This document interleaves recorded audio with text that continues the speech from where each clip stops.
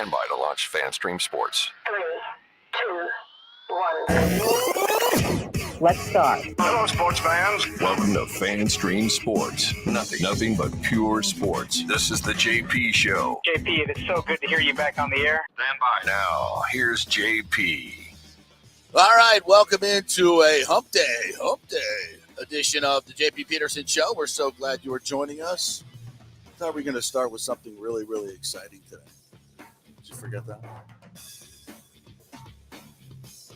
That overtime thriller last night.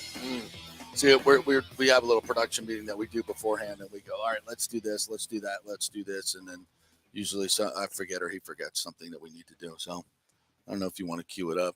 It's kind of not a very good start to the show, not a very upbeat start to the show. So pop it in there. Well, let me cue it up then, because clearly it wasn't even. Good morning, everybody. Welcome into the JP Peterson Show. We got a great show for you today, despite this rocky start. And that is we're going to talk some Lightning today. What a great overtime win last night. What else do you want? You beat a very, very good Dallas team, which I think is very much going to be in the hunt for the Western Conference title there. And you did it, I thought, in a dramatic fashion with 500 assists in Steven Stamkos' career, coming on an overtime goal to Killer, who missed a wide open net just moments before. There were so many great storylines in this one. So we'll get to the Lightning today. We talked about this story yesterday with the Bucs. Bruce Arians coming out with some very Bruce Arians-like comments, which is absolutely awesome, I think. But a lot of people are talking about it. We talked about it yesterday, so we'll get into that a little bit. Scott Reynolds is going to join us at 10:30 from the Pewter Report and talk about this big win in Germany and what the Bucs will be doing in the bye week to get ready to go on this run. And it really kind of feels a little bit like 2020. It kind of does. And we're going to draw some similarities there, so we'll do that as well. The Rays. Oh, my Rays. Just doing Rays things, man. And I'm just disgusted, Nick Geddes. I'm disgusted again. And then we get the Kansas City Royals. See what the Royals did yesterday? I did not see what the Royals did yesterday. So the Royals' new ownership puts out this beautiful online letter to the fans, letter to the city, artist rendering a new downtown ballpark in Kansas City. I did see this, yes. Replete with an entertainment district around it, shopping, new housing, affordable housing. Everybody's doing it except us. We're the perfect candidate for it. We have the land, we have the will, we have the major market, we have the fan base, we got everything except a willing owner.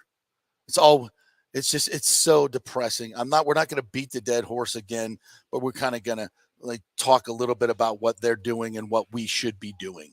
And it just, once again, is so evident that there's just one issue with us getting this done, and that is Stu Sternberg. But we'll get into what the Rays are doing as well. And I'm going to tell you one thing that's going to happen that's going to piss everybody off again, but it's going to happen. I don't know when it's going to happen, but it's going to happen. And so we'll get into that as well. So we're going to start up with with your Tampa Bay Lightning last night, a rousing 5-4 win in overtime over a Dallas team that was second in the league in scoring. I believe they were 9-5-1 coming in, had one of the best young goaltenders in Jake Ottinger, one of the best young players in Jason Robertson, a deep lineup, one of the best lines in hockey, third best power play, third best penalty kill. This is a really, really good hockey team. And the Lightning, who are not even near what they're going to be, won a game and in dramatic fashion, coming back and forth. If you count the first goal, it's 5 lead changes in the game. It was a great, entertaining game last night, fun at Amalie Arena. Where were you fans, though, for the first part of the game? You certainly were not in your seats, fans. Like when Ross Colton scored the first goal, it was about, I looked down there, I was like, where the hell is everybody? Like it was like half full. Yeah, the sound over the TV for large stretches of that first period. That's why I told you. I thought the first period I was almost in and out of the game a little bit because I was like, the vibes feel a little off tonight. Yeah, everything felt a little off, and then there was very low energy in the building to begin the game because there was nobody there. Like even 10 minutes before the game, it was like 20% filled. I don't know if it was a parking. It was like that. It was like that last Tuesday for Edmonton too. When I got in my seat and we're doing introductions on the ice, I'm looking around and I'm like, "Damn, where the hell is everybody tonight?" And then of course they file in, but it takes a longer time this year than normal. It feels like. Yeah, I kind of feel like the electronic tickets are causing people. And this was last year too, because I'd be down there after my pregame hit. And I'd go down there at 128 on the Bally Sports set, be watching with Dave and Paul, and I'd be turning around and watching the people flow in from the main entrance, and the line was just down. I think people come late and they expect to get in right away, and there's lines, and I don't know. I mean, because the Lightning have, I don't know how many people taking tickets. It's not a staffing issue. I mean, I don't think they could put any more people in those doorways that are scanning tickets. I don't know. But I'm going to talk to the folks at the Lightning and find out what exactly is going on, because I think we may need a little bit of fan education or something. They're doing, because I'm a younger fan, and even I get tripped up by this stuff a little bit. Everywhere you go now, it's no longer put your phone underneath the thing and let you scan it. Now you got to like tap it, apparently. And some people are putting their phone like this way. Some people are putting their phone this way. I always mess it up. It's a miracle if I get it on the first try. Well, if you're messing it up, then everybody's messing it up. Yeah, so what do you think somebody your age is doing? I knew that was coming. But you're right. You're absolutely right. I mean, yeah, I get that. I mean, there is definitely, we're in a transition period here. And I think, the Lightning have gotten off to a good start, so it's not affecting their play on the ice, but it's just, especially after what we just saw in Germany, I'm a little bit, I know Americans are different. We're just different. I heard There's some a of the lot more same. hockey I heard games. some of the same songs that I heard in Germany, like the one that's like what is it? Hey babe, hey babe. That one. I heard that one played last night, and they played it in Germany, and 70,000 people are ripe for it. Yeah, they played it last night, and I'm like, was anybody listening to the song? Was anybody into it? At Emily? At Emily. Yeah, sometimes I'm doing other stuff, so I don't hear all of I heard that it stuff. over the TV copy, and I heard like nobody sing along to it. And I'm like, man, 2 days ago, 70,000 people did on point. And I know they're completely different situations, but I'm still in that mindset. I'm like, let's get some more juice. I think just Americans are more hesitant to do that. Like you heard the German national anthem, everybody's singing. Because I guess here, I don't know, maybe it's because of American Idol. You think everybody has to be a good singer. You don't have to be a good singer to sing these songs. Just sing. Just yell and scream. It's more fun when everybody pitches in, It's like a big karaoke thing. And so the Germans don't mind being bad singers. I know the Irish don't. Trust me. They don't care. If they're terrible at singing, they don't care. They're going to get up and sing. But it's participation, and that's fine. No, you don't have to be a great singer. It's just want people to get up and participate as a group. That's what makes it fun. I just want my nice little town to grow up a little bit. That's all I'm asking. Well, maybe we need to be more intentional about this and start a fan education where we maybe we should have the Lightning do a lot of different off-season things. Maybe we should have a gathering of fan education thing at Amalie Arena, where everybody comes together. We put up all the lyrics. It'd be like a big party. We'll do a brew fest with it. Food, Apparently. drink, and then we'll have be like a big sing along. Like, these are the songs we're going to sing this year, and we'll put the lyrics up on the jumbotron, and make it special. That would be fun, right? I'm open to anything. I'm game to anything. Just a free event for the fans. Come. We're gonna get our little traditions down this year. Like, this is going to be this guy's goal song, and he can come out and skate around. I think I got something here. I'm going to get with top people. I mean, you're in the building. Yeah, I'm going to get with top people and see what we could do. Yeah. All right. That being said, there was a big scream and cheer after this goal, if we have it queued up now. Yes, there is. Sorry. Courtesy of Lightning Radio, or is this Bally Sports? Lightning Radio. Lightning Radio. Oh, good. We get to hear the mission call. 50-50, and it comes to Sergachev in the far corner. He's being checked. Robertson a steal, but his drop pass taken away by Stamkos. Stamkos going to get away from Benham. Middle Sergachev. Now to Killorn across the blood. 2-on-1. Killorn left circle. Holds. Shoot, score! Killorn! Killorn wins it! 5-4 Lightning in overtime! What a shot. What a shot by Killorn. Him and Sergachev, 2-on-1. Sergei drives the back post.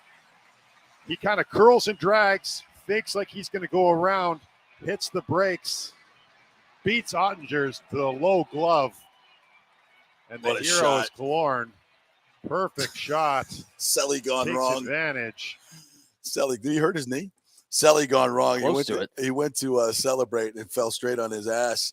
But what an exciting moment for Alex Killorn. He said he knew right away that was the 500th assist from Stamkos as well. So he went in there and got the puck for him, which was nice. No Mike Evans deal here. And it was nice because Stamkos, had a goal and he's been struggling for a while. 10-game goal streak, I think, till last night. Yeah, because he had 7 early on, and that was just his 8th goal, and that was a beautiful goal, a little redirect in front. He got the blade on it, nice. You could hear the crack of the stick when he popped it in. I don't know if it was still on the ice or he got it out of midair or not. I couldn't really see, but that was a hell of a goal for Stammer. And then that goal, Killorn had missed a wide open opportunity about a minute before in overtime. He was right in the slot and couldn't elevate the puck on Ottinger. So he was probably kicking himself for that. I thought Elliott made some really good saves in overtime. Elliott, Brian Engblom on the last call show that we do every home game. But by the way, if you're going to the games, you can now listen to the post-game show on a real radio station, 102.5 The Bone. So you can actually, instead of the old 970 pea shooter where you couldn't hear it outside of downtown Tampa, if wherever you're going, you can hear the post-game show now loud and clear on 102.5 The Bone. Beautiful signal. So great to be over at that place. And Engblom said, and I couldn't believe this, Elliott's record since coming here, 15-5-1. Oh, wow. In his last 10, 8-2. This year, 4-1. You know who's not 4-1? Andrei Vasilevsky. Are we still on there? Does he have the same amount of wins as Vasi this year? I think Vasi just got his 5th. I think Vasi's 5-5 now. That's remarkable because I've always felt like when Elliott's in there, his defense kind of hangs him out to dry a lot. And I thought that was the case last night. A lot. Yep. I thought 3 of the 4 goals I think that Dallas scored. I'm looking around and I'm going. All of them were no chancers for Elliott. Yeah, I'm looking around. I'm like, what are we doing here? I mean, two redirects right in front. One that was going about 4 feet wide of the goal that got redirected in. The Robertson goal is a misplay on the defense in front, and he's right alone in the slot. He's got Elliott had no chance on that one. And then the Sergey, the power play again. I mean, Sergachev, what are you doing? Do we have that one? I'd like to hear the Mish call on that one. I don't think we have a Mish call for that one. No. But that was just so the Lightning are up 4-3 in the third period, and they're on the power play. And I'm literally talking to some fans, and I think there was even at about 8-9 minutes to go, I'm going, we're going to have to score 5 to win this. Trust me, because the Lightning are just not closing games like they used to. They're just not closing them like they used to. I'm like, yeah, we're going to have to score 5 to win this one. I didn't think that was the goal they were giving up to Faska. Sergey just overskates the puck right in front of Brian Elliott on the power play as they're bringing it up. And then Faska just puts it right in the back of the net. I mean, my God. Sergey. I don't know what's going to take for the power play. I guess it doesn't matter who has the puck in their own zone. There's going to be a turnover, and right now it's just leading to a goal no matter what. So that one, the other one that just popped in my head was the one in close was Pavelski, I think, that scored, and Hedman was in the middle of clearing it, and Pavelski so active with his stick is able to cut it off literally in one motion and put it in. I mean, So Brian Elliott, I commend him for playing him. He got roughed up a little bit at one point in that game too. Yep. But honestly, I mean, the Lightning outshot Dallas. I thought they had a damn good offensive performance. We mentioned it yesterday that Jake Ottinger right now is probably the Vezina leader. It's going to be tough to score goals. Yeah. And you put 5 on him. And guess what? You probably could have scored 8 or 9 because Nikita Kucherov had open nets out the yin-yang last night. He did. They were all over the place. I thought he was going to throw a stick at one point. I think they're in the second period of the third period. That line did not have a point last night. That line did not have a point, but I thought they played really well. And on the power play, I mean, Hagel, him, and Point, they are in such sync right now. Those 3. I thought the power play was moving the puck pretty well. Kucherov had a lot of open shots, and for whatever reason, he just could not get one to go in. He hit a couple posts. With that being said, though, I think that's what you want to see. When your top line doesn't get a point, you still get 5 goals. I mean, what else can you ask for? Yeah. Yeah. So, look, we've talked about this Lightning team, and Corey Long, I thought, asked a really good question last night. We'll hear it in the Cooper post game. about the identity of the team. So I'll just let Cooper say that. But I think that's what we've been talking about. What is going to be the identity of this team? And it's got to be, we know what it should be, and that's defense first. And that's just not been the case this year. They have just not had way too many odd man rushes, way too many times they've left Vassie and Elliott hung out to dry right in front. And it's not just defensemen making poor plays. It's everybody making poor plays, not back checking. Turnovers have just been awful. I mean, and the ones that they've turned it, and when they turn it over, it just seems like every time they turn it over, the puck's right there in the slot, just waiting for somebody to jump on it. And you just can't do that. Yeah. You got to make smart, simple plays, get the puck to the corners, and keep it out of the middle of the ice, especially in your offensive zone. The defensive unit in general right now, they're so much more further along with their offense than they are in their defense. Mm-hmm. I don't know if that's necessarily what I want, because that was my second great point that I saw last night, is I thought the defense was really active. I mean, Hedman's always active, right? But I thought he was even more last night. Sergachev has been to start the season. Ian Cole. That was his best offensive showing since he's gotten here. I love Ian Cole's game last night. Hayden Fleury hit one off the post, but he shot it with confidence. So I like to see the defense at least jumping up into the play, but their main priorities, they're just, all of them right now are struggling. Yeah, the power play last night was 1 for 5 and gave up another shorty, a critical shorty. Their penalty kill, which had been, I think, 18 for 18, gave up 2. They were 2 for 2 last night on the power play, and that's a good power play that Dallas has. So special teams didn't really help you last night, and you still won the game 5-4 over a really, really good team. So, I mean, that to me, that's the story. You beat a quality team, and you did it when your special teams weren't necessarily special, and you got 5 goals on one of the best goalies in the game. So, yeah, I think all in all, we're kind of nitpicking here on the mistakes, as we're known to do.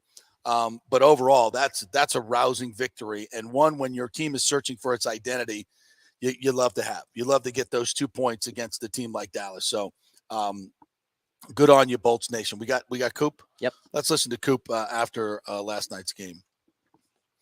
Yes, guys talked about how positive it was on the bench after the game was tied, there 4-4. I mean, what was it like, and just the resilience that you guys showed in coming back? Well, I talked to guys after the game. But what happened during the game, listen, nobody felt as bad as Sergey did. And the big thing is, Sergey was like probably a little embarrassed, stayed right out there. And everybody, like nobody cared. And everybody's like, hey, no big deal. Lots of power play left. And it's not like they took the lead. The game and it was tied. And I thought that was great. And I thought that carried us through. And, we didn't win it in regulation, but, munch a point and see if we can get another one in overtime. But I thought the attitude during that whole, everything happened there was outstanding by the guys. Are those important moments, for a team? Well, the growth moments for sure. Like, again, I'd sit here and say, if that was game 2 of the season that happened, I don't know if the outcome is the same. But the team's growing together, and it's great to see. Sure. That's about 20% of the way through the season now. What have you seen out of this team in terms of the identity that they've carved out? And is it close to what the identity of this team that you want? I think we're still finding ourselves. But with every game, I think there's a lot more. I think guys are getting more comfortable with each other. I think guys are getting to know each other more. Guys are, more comfortable with our system. Like we're making strides, and sure, they're going to be. We're going to take a step back at times. Of course we are, but I feel we're in that take 1 back, take 2 forward, and that's what's been happening lately. And I thought this was a really good test today. I mean, Dallas has beaten a lot of good teams, and we played well against them. I mean, it was an even game. Probably, it's not like any team wildly outplayed the other, but somebody had to come out on top, and we did. And I'm proud of the guys for that. But it's, we're starting to find our stride here, and I don't know if we've quite nailed our identity yet, but we're getting closer. Yeah, I mean, I think that's a great summation of where they're at. I mean, Coop really has his finger on the pulse of his team. I think it's one of his great qualities. He really understands what his team needs and where to put the focus. And they tend to, when they go into funks, they tend to come out of them pretty quickly. They don't, you know why? Because they're so decisive. They make hard decisions. And I asked Brian Ingbaum about this last night. It's rare to see Elliott get a game when it's not a back-to-back. Yeah. I can't remember the last time, or 3 and 4 nights type deal. I mean, we're going just pretty much every other night, and Vassie usually takes those. So I'm not ripping on Vassie. What I'm saying is, this is why I think the Lightning are such a great organization. They don't play favorites. They don't look at contracts. They don't look at anything except, look at Stamkos, for God's sakes. How many times does Cooper put him on the wing, then back to center, back to wing, back to center? And, sometimes you're like, why the hell are you messing with these? How do you argue with Cooper's success? He makes hard decisions. When guys aren't playing well, he mixes them up. It doesn't matter what your name is or what your contract is. If you're Vasilevsky and you're the best goalie in the game, you're not playing well right now. He's just not playing like Andre Vasilevsky, and I don't know why. All I know is what I see on the ice. Cooper knows a hell of a lot more, and I thought to give Elliott the start last night was a little bit of a wake-up call. Am I reading too much into this? No, I don't think so at all. It's been relevant to the discussion we've been having with the Bucs. I think that's very relevant. Yeah. Championship teams, they have championship aspirations, and they make moves quicker than other teams do. And John Cooper, again, he's been here for a decade. He's the longest tenured.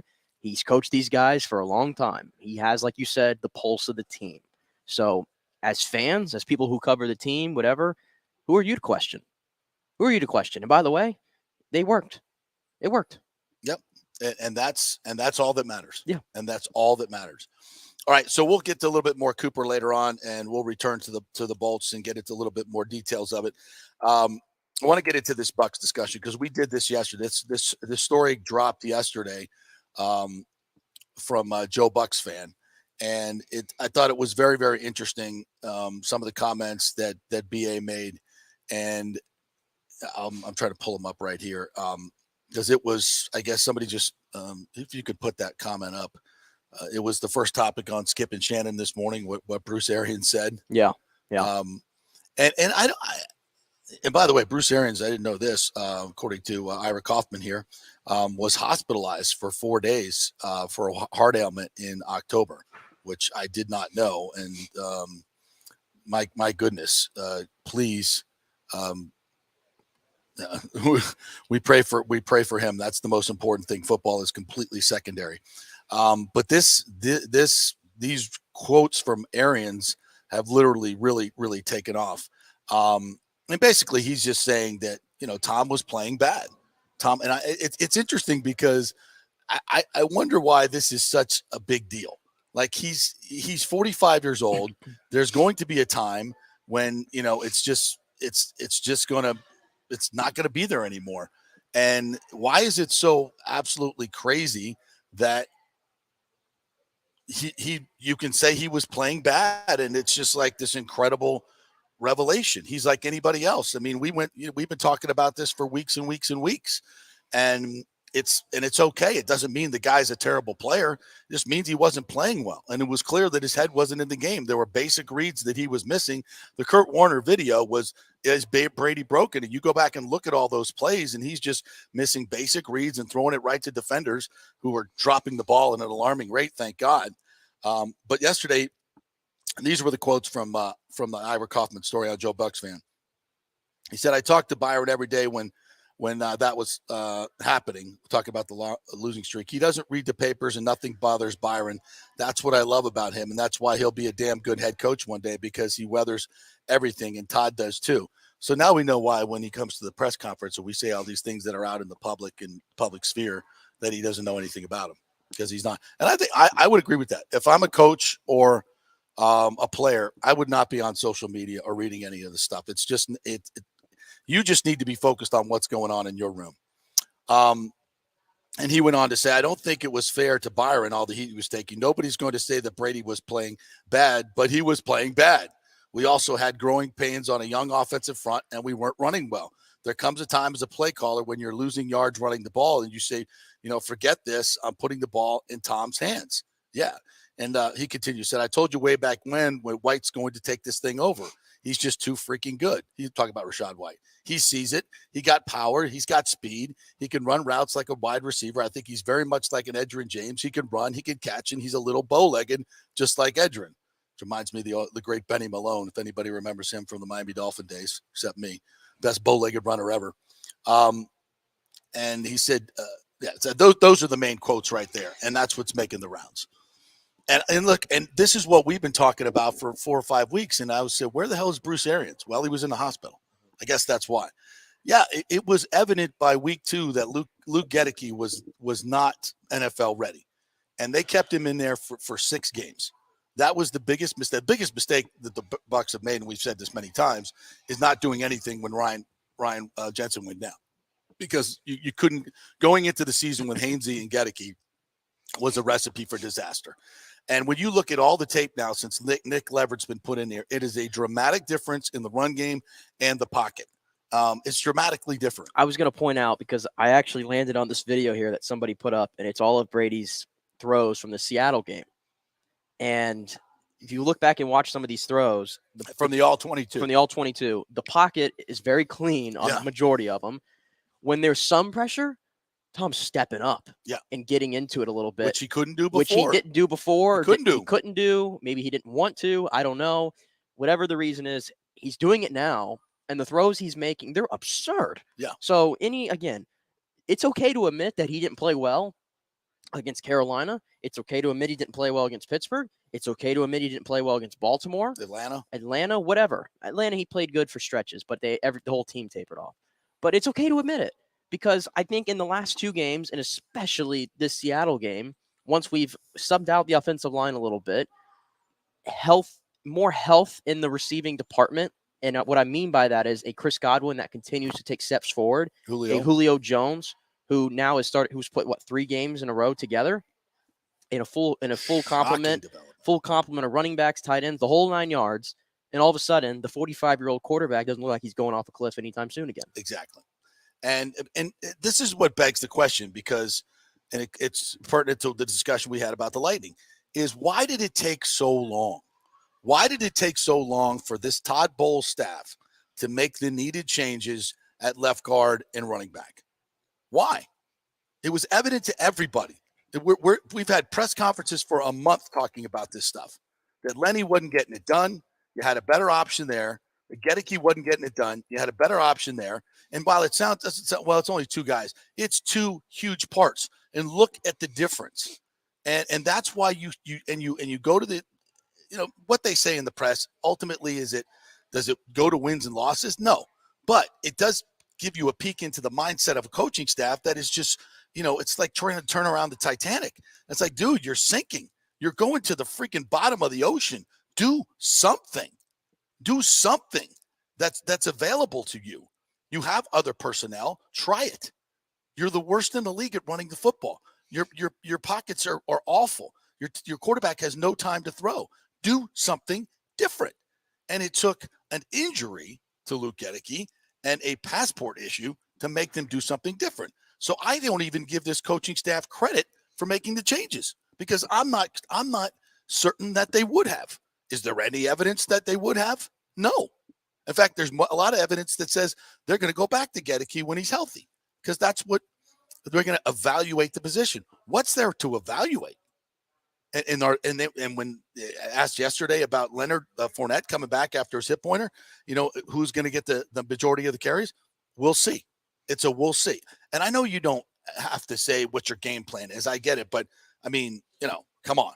This is and if this does happen, then you lose all confidence in the coaching staff. And I think that's what makes these comments so interesting, is there's somebody in the building that knew the changes need to be made. And he used to be the head coach.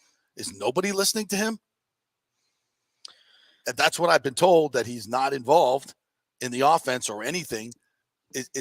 Well, I think Bowles was asked about this, maybe 2 or 3 weeks ago, about Bruce Arians. And he said, this is my team now. This is my team now. And there you go. I think that's the answer for you. He said, this is my team.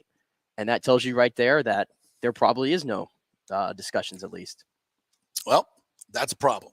And now I wonder, And this shouldn't be a thing. It shouldn't be a thing at all because of Todd Bowles and Bruce and their close connection. But the outside media, and I haven't heard the Skip and Shannon shows yet or Get Up or any of those, but I'm guessing the national media is going to try to make this as a rift. I mean, oh, here comes Bruce Arians sticking his nose in there again.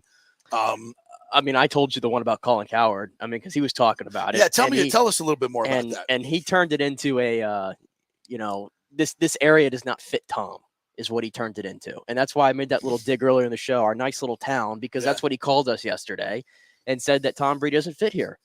and then his co-host, Jason McIntyre, was, where does he fit? And he's like, well, San Francisco, Los Angeles, New York, like all the big towns, apparently. That's where Tom Brady fits, not here in loose Tampa. Define not fit.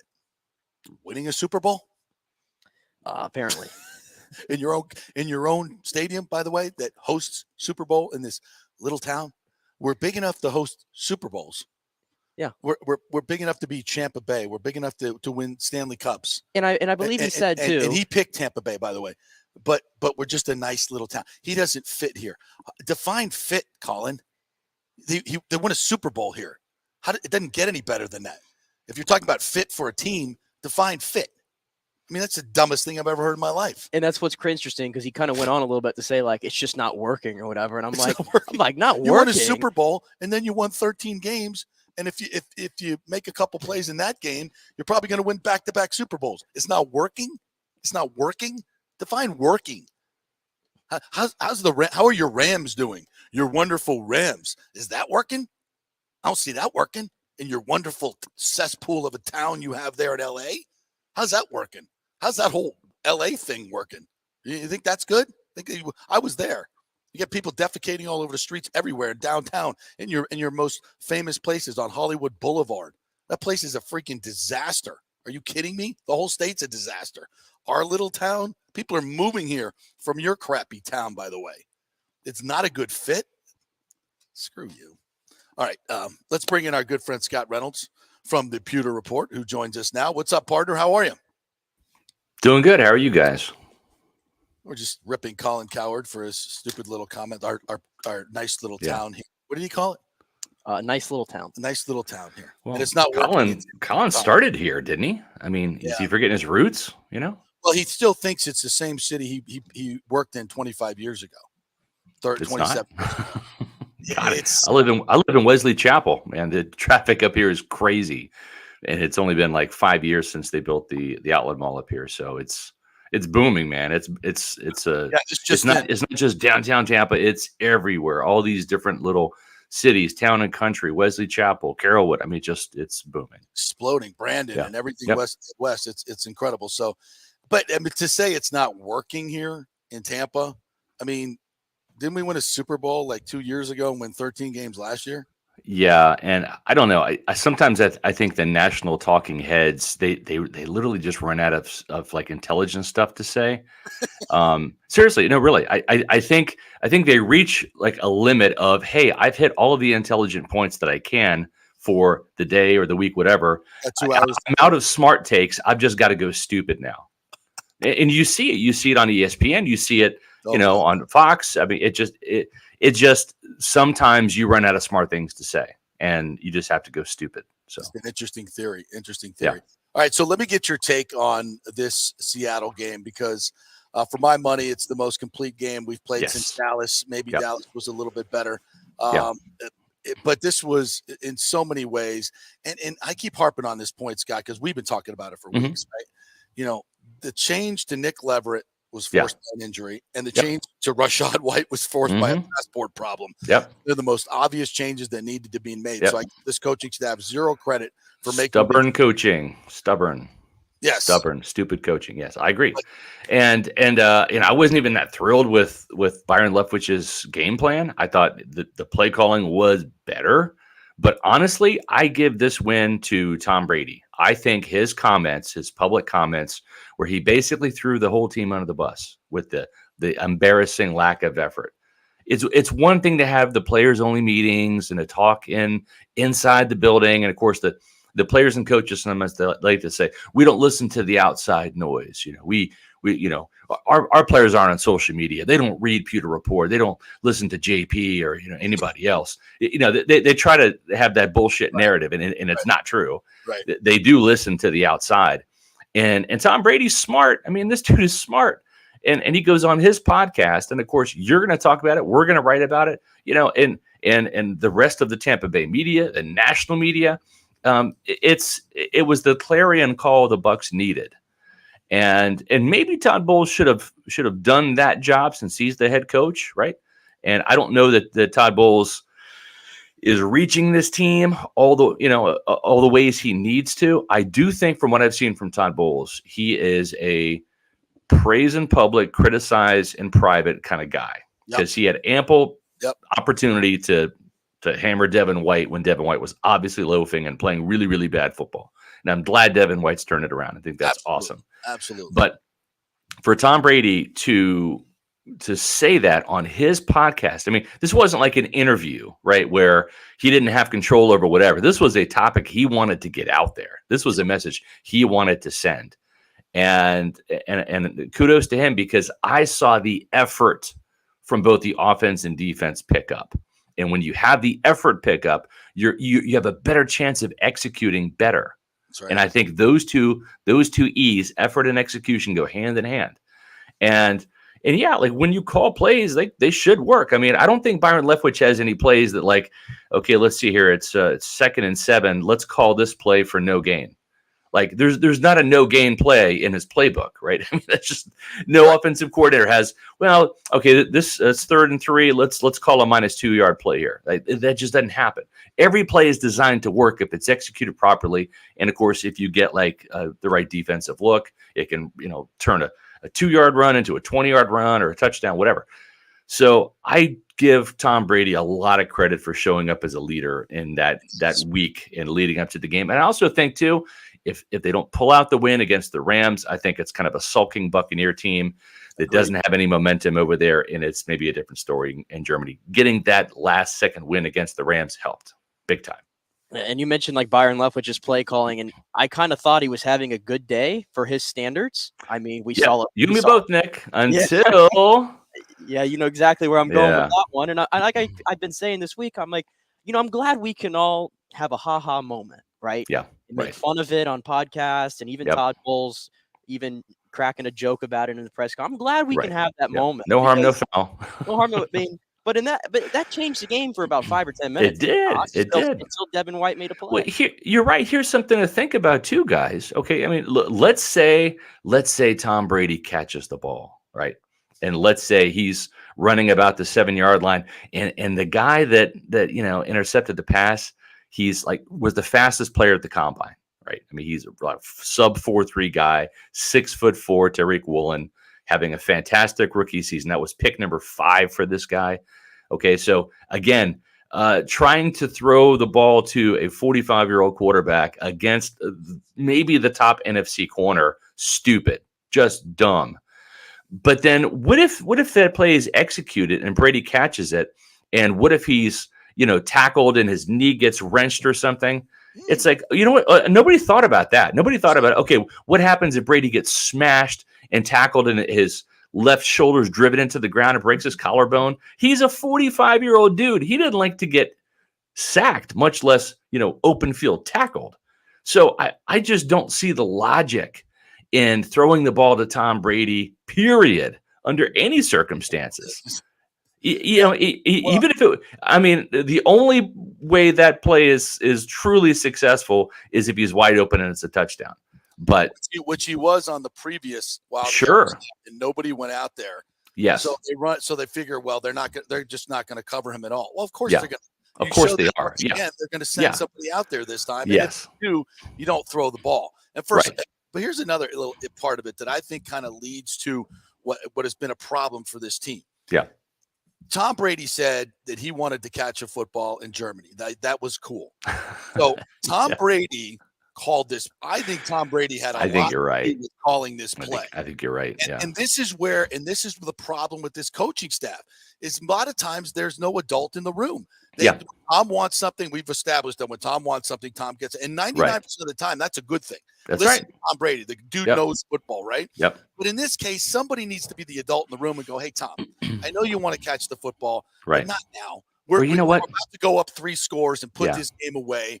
We'll come back to it later on in the game if we got a chance. But Yeah. if it doesn't happen, it doesn't happen. Exactly. They've already seen the look once. Yep. Yeah, you were wide open. Nobody went out there. So let's just chill. But instead, Byron and Todd are like, okay, you want it? Tom was calling the play. Okay, I guess. All right. Yeah. Let's do it. No. Somebody I agree. Tom, no, not now. Sorry. Yeah, that's when Byron needs to lie to Tom and say, "We're going to get to this in the fourth quarter, Tom. We're going to." Belichick didn't let that happen. Of course not. No. Of course not. So yeah, that to me. But again, it was great to see the running game. Just to kind of put a period on Seattle. Yeah. Everything that we've been bitching about with this offense worked. They completed over 60% on third down. Third and short was not a problem. The red zone scoring was not a problem. They got touchdowns rather than field goals. The running game clicked. 161 yards on the ground. Rashad White had 105. We saw some vertical shots. We saw I'm going to say 5. I'm going to give Chris Godwin, just because he had a 19-yard catch. I'm going to round up. I'm going to call it a 20-yard catch because he caught a touchdown. So I'm going to give Chris a 20-yard catch, even though statistically it was 19. So we're going to say 5 pass plays of 20 yards or more. The previous week against the Rams, they ran about 80 plays. They had one play over 20 yards in that game. It was a 28-yard catch and run by Kate Otten. Okay, so everything about this game offensively, except for that boneheaded interception by Leonard Fournette, was pretty good. It really was. But again, Byron gets some credit, but man, the players, the offensive line blocked their ass off. No sacks on Brady. Brady was hit one time, and then here's the beauty. With the quarterback whisperers offense and the former quarterback calling the plays and stuff, Tom Brady threw the ball the least amount of times this game. And it was, like you said, their most complete win really since week 1 in Dallas. Scott Reynolds joining us here from the Pewter Report. All right. So as we sit here at 5-5 in the week off, obviously this Bucs team has a template now to make a run. Yeah. And I think Tom's head, and you can weigh in on this as well. We said it 2 Thursdays ago, right? Yeah. Yep. Before the Rams game, when the divorce went final, he seemed to be a different dude. Yeah. At the press conference, I thought he was more confident in the Rams game. And in this game, and the comment that you said, for him to come out and say that, I feel like he felt that he had the credibility again because his head was back in the game and everybody knew it. For him to come out and say that about his team, and you're absolutely right. I think it was a huge moment and a turnaround, and they completed it and went out and did it on the field. So now, are they set up? And there's chatter that Ryan Jensen is coming back. That would be a huge addition. And even Logan Ryan coming back would be huge. That would be huge. And Akeem Hicks now back in the fold obviously makes Devin White so much better. I mean, you look at this team right now and you're like, okay, you're definitely going to win this division. You should finish no lower than 10-7. Right. Get on a roll now, and this we could see shades of 2020. Is it set up for that? Okay, yeah, maybe. Listen, the Buccaneers under Tom Brady and Bruce Arians, as good a teams they fielded in 2020, 2021, they had stub your toe games, right? There was the Bears game on Thursday night, the 20-19 loss. That was a stub your toe game. Shouldn't have lost that at all. Should not have lost that. And then, of course, it was the Washington game last year. Shouldn't have lost that, right, to Taylor Heineke. So it's okay that happens once. The problem is the Buccaneers have already had that happen twice now. Yeah. Losing to a 1-win Pittsburgh team and losing to a 1-win Carolina team. Yep. And so that's what's concerning to me is I don't know that I trust this team just yet. I hope that they have turned the corner, and you look at the schedule and you look at the record. I mean, the Bengals are the only team with a winning record down the stretch. The 49ers might prove to be a little challenging, although I don't see any way Tom Brady returns to his home state and loses to Jimmy Garoppolo. I just don't see that. Good point. Right. But at the same time, I didn't think they were going to lose at Carolina, right? Especially after losing the previous week to Pittsburgh. So is the running game back on track, right? Or is this just a byproduct of going up against the 27th ranked rushing defense that Seattle had, right? It's tough to look at this team from a consistency standpoint because that's what we're asking this team to do, right? We're asking this team to be consistent from here on out and get on a consistent run and finish with a really good record and win the South and really be healthy and make some noise in the playoffs. That's going to have to be a consistent type of stretch here for this team. And you can even look at Devin White, NFC Defensive Player of the Week, and deservedly so. He had a very good game against the Rams. He had a great game against the Seahawks, right? But weeks 3 through 8 were really, really bad, right? The Bucs running game was really good in week 1 and really good in week 10, but in weeks 2 through 9, it was really, really bad. So I'm just waiting for the real Buccaneer team to step up and say, hey, here I am. I just don't know which Buccaneer team we're going to get on a week-to-week basis. I'm pleasantly surprised. I think the arrow is pointing up. I do believe in momentum. I think they have some now, but I'm not sold on this team just yet. Now, they come out and they win the next 2 games, and now you're looking at a 4-game winning streak and stuff, and they're healthy. Then I can say maybe they've turned the corner, but I'm from Kansas. Right next door was Missouri. It was the show me state. So you got to show me. Well, I mean, I kind of agree with you. Yes. But when you kind of look at it from a playoff scenario, hypothetically speaking, and I may be out of my mind here, but you're usually not, Nick. You usually have really good takes. So I'm going to give you the benefit of the doubt before you open your mouth, but go ahead. Yeah. And I just feel dumb saying this already. I'm setting myself up, but which team you say you don't trust the Bucs, but I'm looking at the rest of the NFC, and I'm just looking at it from a quarterback standpoint. Yep. Okay. Of who they could play. Daniel Jones, are you trusting him in a playoff game? No, I'm not. Are you trusting Dak Prescott in a big game? No. No. I would trust Cooper Rush before. I think Kirk Cousins just got his first big win of his career this week. That remains to be seen if that holds. Absolutely true. It's pretty close. Jalen Hurts has been great for the most part, but again, we haven't seen it in a playoff scenario except against the Bucs where he struggled. And you just keep going on and on. Jimmy Garoppolo. So you compare Brady to all these quarterbacks. It's like when push comes to shove in a playoff scenario, I'm still probably leaning that I'm going to trust this team and that quarterback and these receivers to figure it out. That's just you're right. And usually in the playoffs, it comes down to quarterback play, right? Like you can go back and look at Super Bowls and say, okay, Peyton Manning versus Rex Grossman, really? Right? Like did the Bears have any chance? No, they didn't, because they were going up against Peyton Manning and the Colts. Usually when it's kind of lopsided like that, right? That's an indicator. Although Tom Brady would say, well, yeah, Nick Foles got the best of me too in the Eagles game. And I think even this year, right, when you look at, I can throw out names like Kenny Pickett, right? And who was the backup for the Steelers? The Mitch Trubisky, Trubisky, right? And PJ Walker. I mean, those are quarterbacks that did a number on the Buccaneers defense. They did. So the old Bucs, man. This is yeah, that's true. Yeah, we're back from Germany, and one game, totally different. Yeah, exactly. I don't trust him yet. I want to buy in. I'm not trying to be a negative Nancy here, but I've been fooled before, and I don't. It's a reasonable opinion, and I just want to see more evidence, right? Seriously, if they come out and they win the next 2 games, and all of a sudden they're 7-5, I'm all in. I'm all in. I'm trying to make a call of what I see right now, and I do really feel that that really felt like a turn the corner type game because they've been playing so much below their level, right? Yes. Like that was the anomaly. We hope that was the anomaly. We hope, and whether they were forced to make the needed changes or not, the fact is that the evidence is on the board now. There is no way you can go back to Leonard Fournette as RB1, right? There's no way and you know what?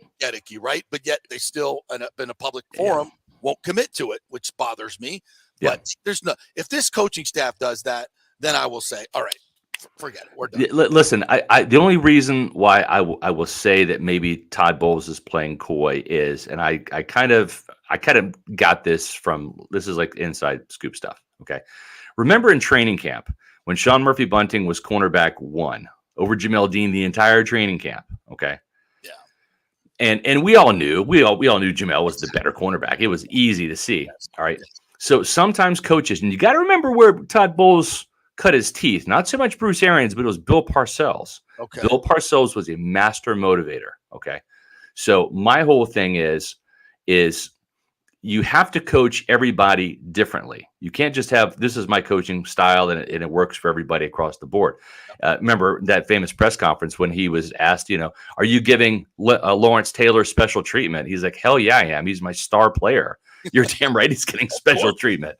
And I think with Todd Bowles, and I'll just kind of make this succinct point here, Sean Murphy-Bunting was given the opportunity because he wanted the competition between he and Dean. But the problem is, with Sean's lack of confidence, if he said, all right, Sean, you're cornerback 2 on the right side and Jamel's the starter, that's probably going to get in Sean's head and say, well, I mean, Jamel's a better corner. He was the starter last year. I really don't have a chance, right? Rather than, putting Sean as the starting corner and then saying it's your job to keep. Now, all of a sudden, he's motivated. And Jamel is Jamel. Jamel's like, I don't care. I'm going to go beat you. He's just Jamel is just a different cat. But I think psychologically that kept Sean Murphy-Bunting mentally in camp and motivated him and also motivated Jamel too, right? Yeah. And so I think with Nick Leverett, it's dangling the carrot. It's we might bring Luke back. You better play your ass off, Nick, because not saying the job's yours. So I think there is some motivational tactics here too. And also too, I wouldn't be surprised if, listen, was it a coincidence? Now, granted, the offensive line deserves all their flowers and all the credit for opening up some holes. They had a great effort and execution game up front. Having said that, this was also Leonard Fournette's best rushing game since week 1. When you look at his average and the types of runs, and who was the starter in that game? Was it Leonard? No. So maybe Leonard, you get better production out of him with the chip on his shoulder by starting Rachaad White. Absolutely. Right point. I'm just saying, Todd Bowles, he's a little bit of a mousetrap to figure out, but you got to look and say, this is not the carbon copy of Bruce Arians by any stretch of the imagination. He's honestly more like Bill Parcells than Bruce Arians. And us old farts, JP, we kind of remember Bill Parcells, and you kind of look back at this. I remember Keyshawn Johnson telling me a fantastic Bill Parcells story. This was back, I want to say, when the Dolphins were really, really bad and the Jets were good, and they were getting ready to play the Dolphins, and the next week was the Patriots, right? And so Parcells had his equipment staff go out and literally get like 100 mousetraps, right? And dangle them on little string on the ceiling. So the players walk in the locker room on Wednesday after their players' day off on Tuesday, and all they see are mousetraps dangling above their heads. And that was Parcells' way of saying, don't overlook the friggin' Dolphins. Don't let this be a trap game. Right. Smart. And it was a strong visual, and they came out, and Keyshawn said they walloped the Dolphins, and then I don't know how they fared against the Patriots, but that was the point. It was don't lose the Dolphins game getting ahead of yourself. And so sometimes these motivational tactics, they don't make sense on the surface in these press conferences, but we don't know what's happening behind the scenes too. We're still figuring out Todd Bowles. Remember, we only got, for the most part, about an 8-minute Zoom call for the first couple of years he was here. That's right. On Thursdays as the defensive coordinator. Now we're kind of figuring out what Bowles means, and when he says something, we can read between the lines in these press conferences. Now we're halfway into the season, and I think there's more of a quiet psychology to some of these things. Either that or it's just sheer stupidity. So maybe I'm giving Todd too much credit. One or the other. Hey, so last question here. The enormity of that event in Germany. I wasn't there, you weren't there, but we got a grasp of what this was like. It was like a Super Bowl atmosphere.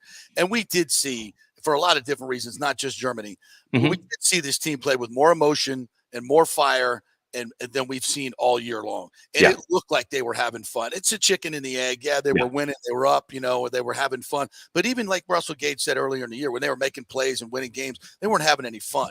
That was another thing I saw out there. I saw a team that stopped playing like, every yard is drudgery and every third down was just it was it just seemed like they were on a roll. They were in sync. They were playing with emotion, and they cared and they focused everything. Yep. Maybe it took that trip and that atmosphere to get them to remind them that football is fun, man. Yeah. This is a fun game. You should be out there having fun and enjoying it instead of making it such drudgery and Sure. pain. Yeah. Yeah, I think so. And here's the thing too, man. It's like they were 13-4 last year. Yeah. Right. I mean, they didn't lose a lot.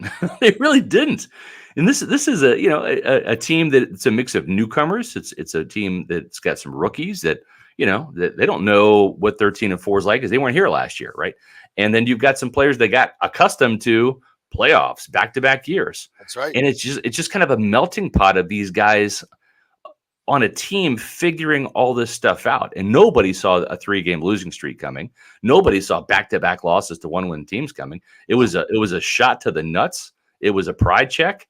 And I think this team is reeling a little bit, and I think people looking around and here's the other thing too, is the Tom Brady effect. It's that false sense of security. Sometimes it's like, well, we're not going to lose to the Ravens. I mean, Tom didn't lose 3 games in a row, all of a sudden they did. It's a shock to the system. So this team's figuring it out, and we'll see how much they have figured out after the bye week. I think Todd Bowles was great to give them the entire week off and just say,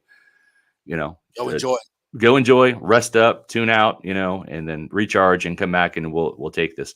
There's still things that this team has to correct and fix. I think for Todd, where he's getting more comfortable is the fact that his defense, the last 2 games, 13-point effort, 16-point effort.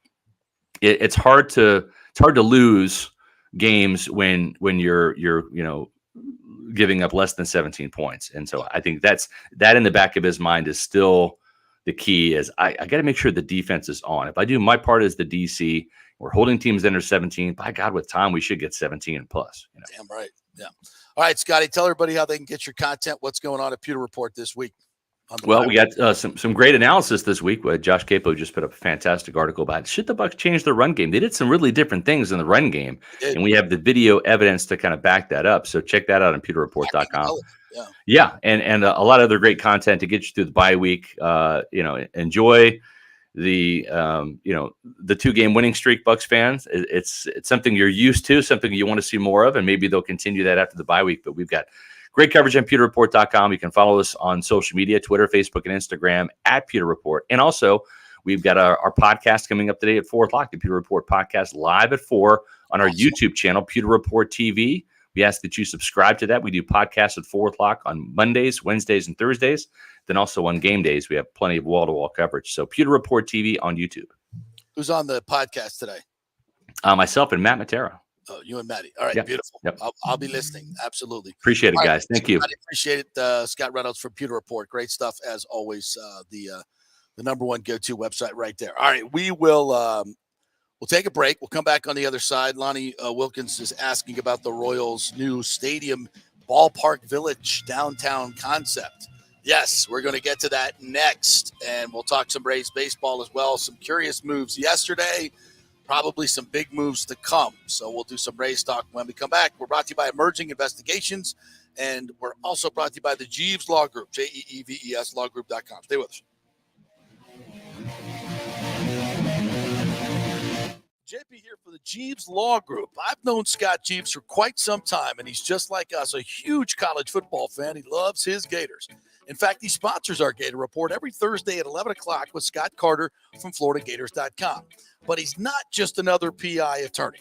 He is a ferocious advocate for his clients. Scott Jeeves is a board-certified civil trial lawyer and a certified circuit court mediator practicing in Tampa Bay for over 30 years. He is an AV preeminent rated civil trial lawyer and certified circuit court mediator. Folks, these designations are not just given out. They're given only to the best trial attorneys. But more than anything, Scott takes these cases personally. I've heard it from his clients. He's a fighter you want on your side. Insurance companies hate it when they see you're represented by Jeeves. He's just different. 727-894-2929 or go to JeevesLawGroup.com. That's JEEVES lawgroup.com and tell him JP sent you. Guys, let me tell you about Bay Area Modern Medical Center. Are you experiencing low sex drive? fatigue, hot flashes, moodiness, and you just don't feel like you have the vitality you once had? You're not just getting old, it's likely low testosterone. Studies over the last 20 years show a shocking decline in younger males aged 16 to 39. Older men have seen a sharp decline as well. Do something about it. Go see my friend Christopher Lugo at Bay Area Modern Medicine. Testosterone replacement is not a frivolous treatment. It takes a professional, targeted approach that focuses on total body wellness, vitality, and emotional stability. Not a one-size-fits-all approach like many clinics use. They will monitor your blood work and adjust your treatment as needed for optimal results. Call 844-977-3477 or go to BAMMC.com. Tell them JP sent you for priority scheduling. Now is the time to make sure your home insurance is in order. In the last year, many of us have made improvements to our homes. So call the folks at Italiano and discuss these upgrades to make sure you have enough coverage. According to a recent report, almost 64% of homeowners don't have enough insurance on their home, which is their most valuable asset. Also, a great time to make sure you have flood insurance. Even if your mortgage company does not require flood insurance, your home could still be at flood risk. Another big item as we enter hurricane season is making sure your pool enclosure is added to your policy and there will be no issue at claim time. That happens a lot.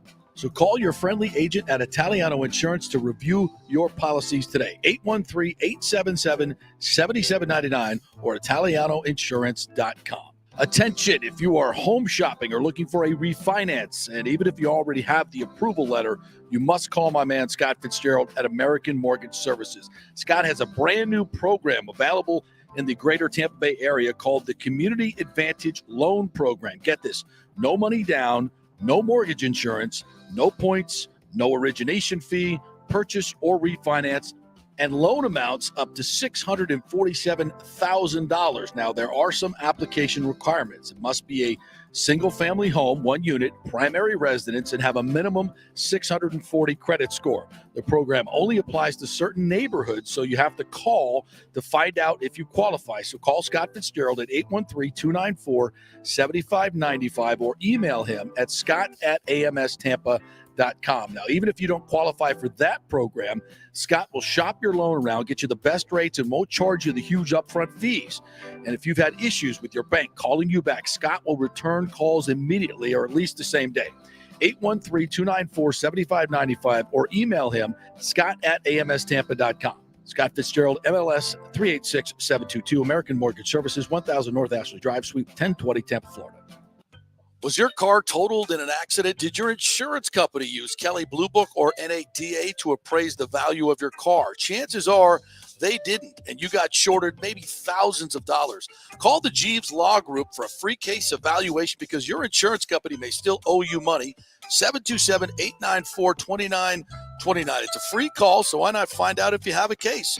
Insurance companies have been running this scam for a while, and most folks don't know if they've been shorted. Trust me.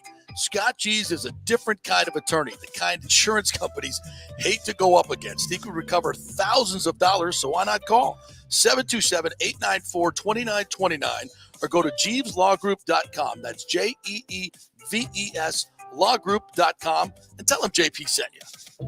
JP here for Emerging Investigations, Tampa Bay's premier investigation agency. Do you suspect your spouse is cheating or involved in a divorce, that your spouse is hiding money, an ex-employee or current employee with suspicious behavior? Is there a criminal matter you need help with? If you need information you can count on, using the professionals at Emerging Investigations is a slam dunk.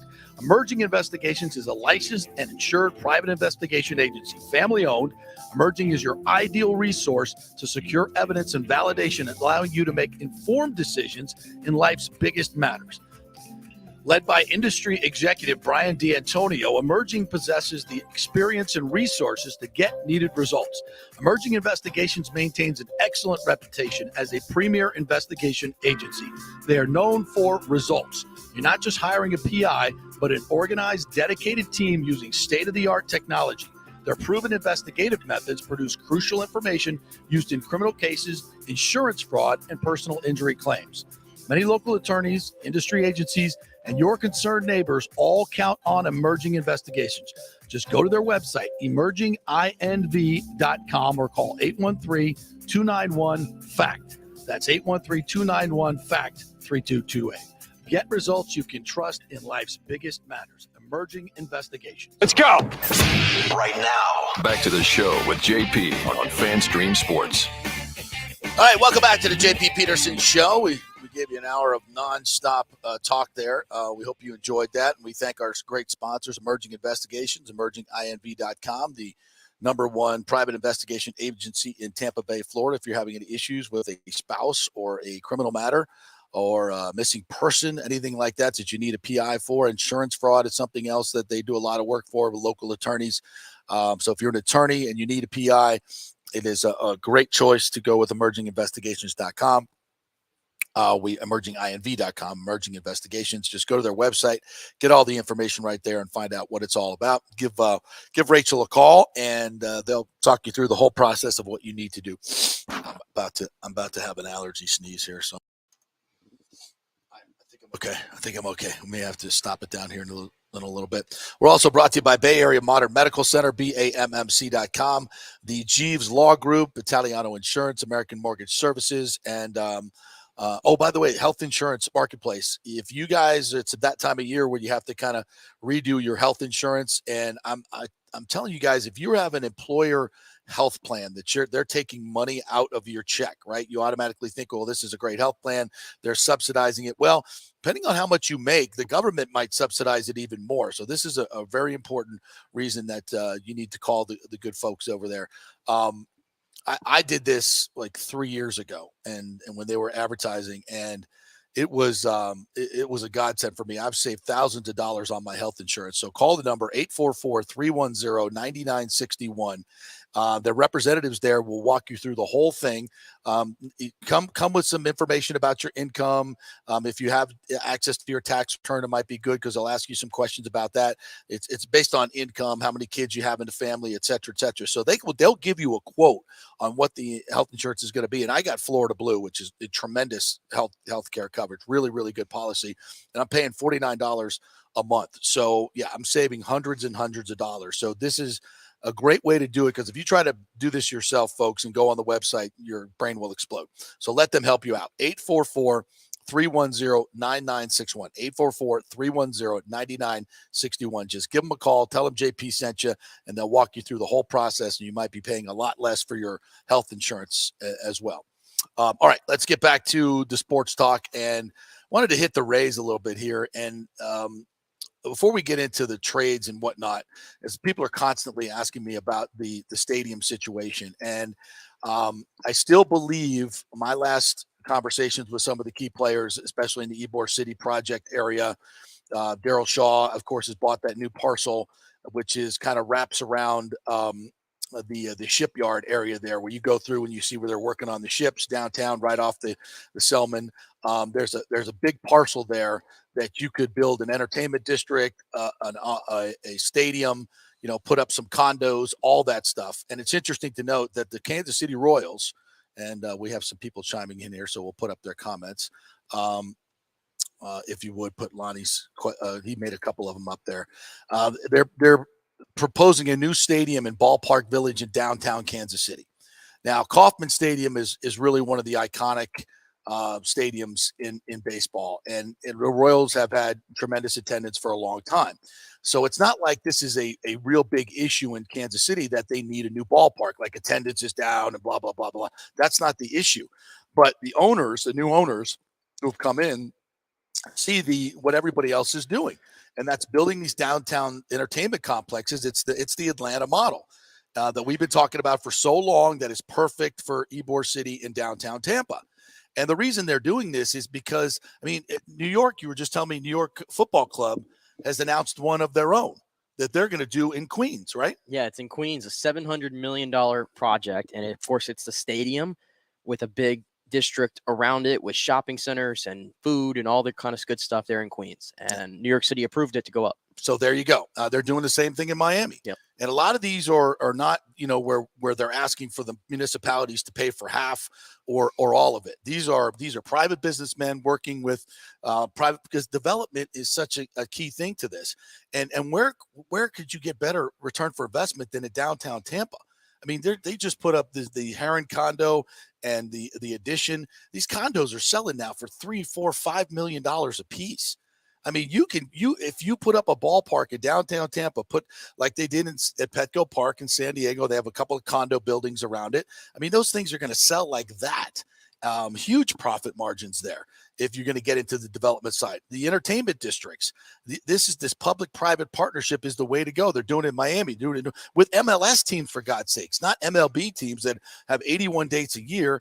And here in Tampa, I'm guessing you would draw at the very least 2 million fans, especially in the first years, for 81 dates, do concerts there, all kinds of civic events that you could do at this particular building because it's going to be enclosed, right? You're going to have a roof on it.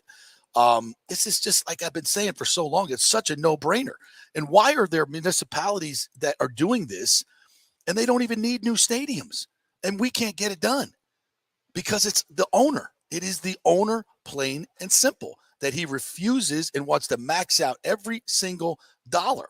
And it boggles my mind that, Manfred came out the other day and said, Tampa, Tampa, Tampa, and said it needs to be properly located, which means he was talking about Tampa, not Tampa Bay. Okay. Properly located, which means it's not properly located now. So he was talking about downtown Tampa, and it's just, I wish the rest of the media would get on the narrative and start pointing the finger at where it is, and maybe there will be some movement. Because and then Manfred says, I have all the confidence in the world Stu Sternberg is going to get it done. Really? What is that based on? His great, beautiful sister city idea that he came up with and put the finger at the local market, said, you're not good enough. You can't have a Major League Baseball team here. Now suddenly he thinks, oh, it is a good market now. It's all this gobbledygook misinformation, negotiating with people in Tampa, having and business leaders over here, getting them to jump through hoops, having no intention whatsoever of doing that deal at that particular time, doing the same thing in St. Petersburg right now, holding up development in both places. And the commissioner will not come down on him and say, let's get this thing done. But everybody else is doing it, but we're not. Thought we'd point that out. Now to the baseball side of it. And I'll turn to my friend Nick Geddes here. A lot of moves yesterday. I do not understand why JT Chargois was let go with a 2.0 record and 2.42 ERA. Very effective reliever. They've traded Xavier Edwards, who was, I thought, a key prospect. And I'm telling you what's coming next is the trade of Tyler Glasnow. That's coming next because there ain't no way. It may not be this year. It may be at the beginning of next year. But my guess is people are going to come at them with the big-time deals and with some great prospects. And they're going to jump at it. So instead of having Tyler Glasnow, who could be a Cy Young Award winner with the stuff that he has and what we saw at the end of last year, certainly says he can do it. Certainly a number one top 10 starter in the league without question. To have him and McClanahan at the top of your rotation and, fill in with some other promising pitchers that we've already seen makes you a contender. You trade him for prospects and guys you think are going to be great pitchers like Luis Patino. You have no idea what your rotation is going to be. And we go through this cycle again and again and again. And he gets good players, good young players coming in because you got to give up your great piece in Glasnow, and you'll probably be competitive in the regular season, but you're not winning a World Series. You know what you're winning a World Series with? Tyler Glasnow, Shane McClanahan at his best. I'm brain farting right now on the rest of the rotation. Springs has Shane been really Baz good. Eventually. Yeah, I mean, there is a pitching staff here that is championship quality. We've seen that. Mm-hmm. You've got to go out and add hitters and add boppers, and that takes money. And they have the money to do it. So that's the route they need to go, but they're not going to go that route. They're going to trade Tyler Glasnow, and you're going to go try to find another guy who's like Tyler Glasnow that could dominate in the postseason. And I think that's kind of the weird. I just, for the life of me, can't understand how you run a franchise like that. And to make money, the more you print money that way. Yes, but it's like the more I think about it, the Blake Snell trade, and I hate to keep going back in time, but I still think it matters to this day. Absolutely. Because tell me this rotation, you could have had a rotation, and we play this game all the time, woulda, coulda, shoulda with the Rays, but it's true. There's nothing that was stopping them from having a Snell, McClanahan, Glasnow rotation. But the way they look at it is they have, okay, we Charlie have Morton, by the way, too. Throw him in there. Sure. Yep. But the way they look at it, in my opinion, is they go, okay, Blake Snell's really good. We think he's probably hit his peak, even though he's still going to be a front of the line starter, but we think he's hit his peak here. Let's go move him now while his value's at his all-time high, right? Right. We saw the World Series thing. So they do that. In the meantime, Shane McClanahan, hey, we drafted this guy in the first round, local kid. We have tons of years of control of this guy. We can give him a similar deal to Blake Snell, and we can have him for a lot longer, and he's going to be just as good, if not better. That's the way they look.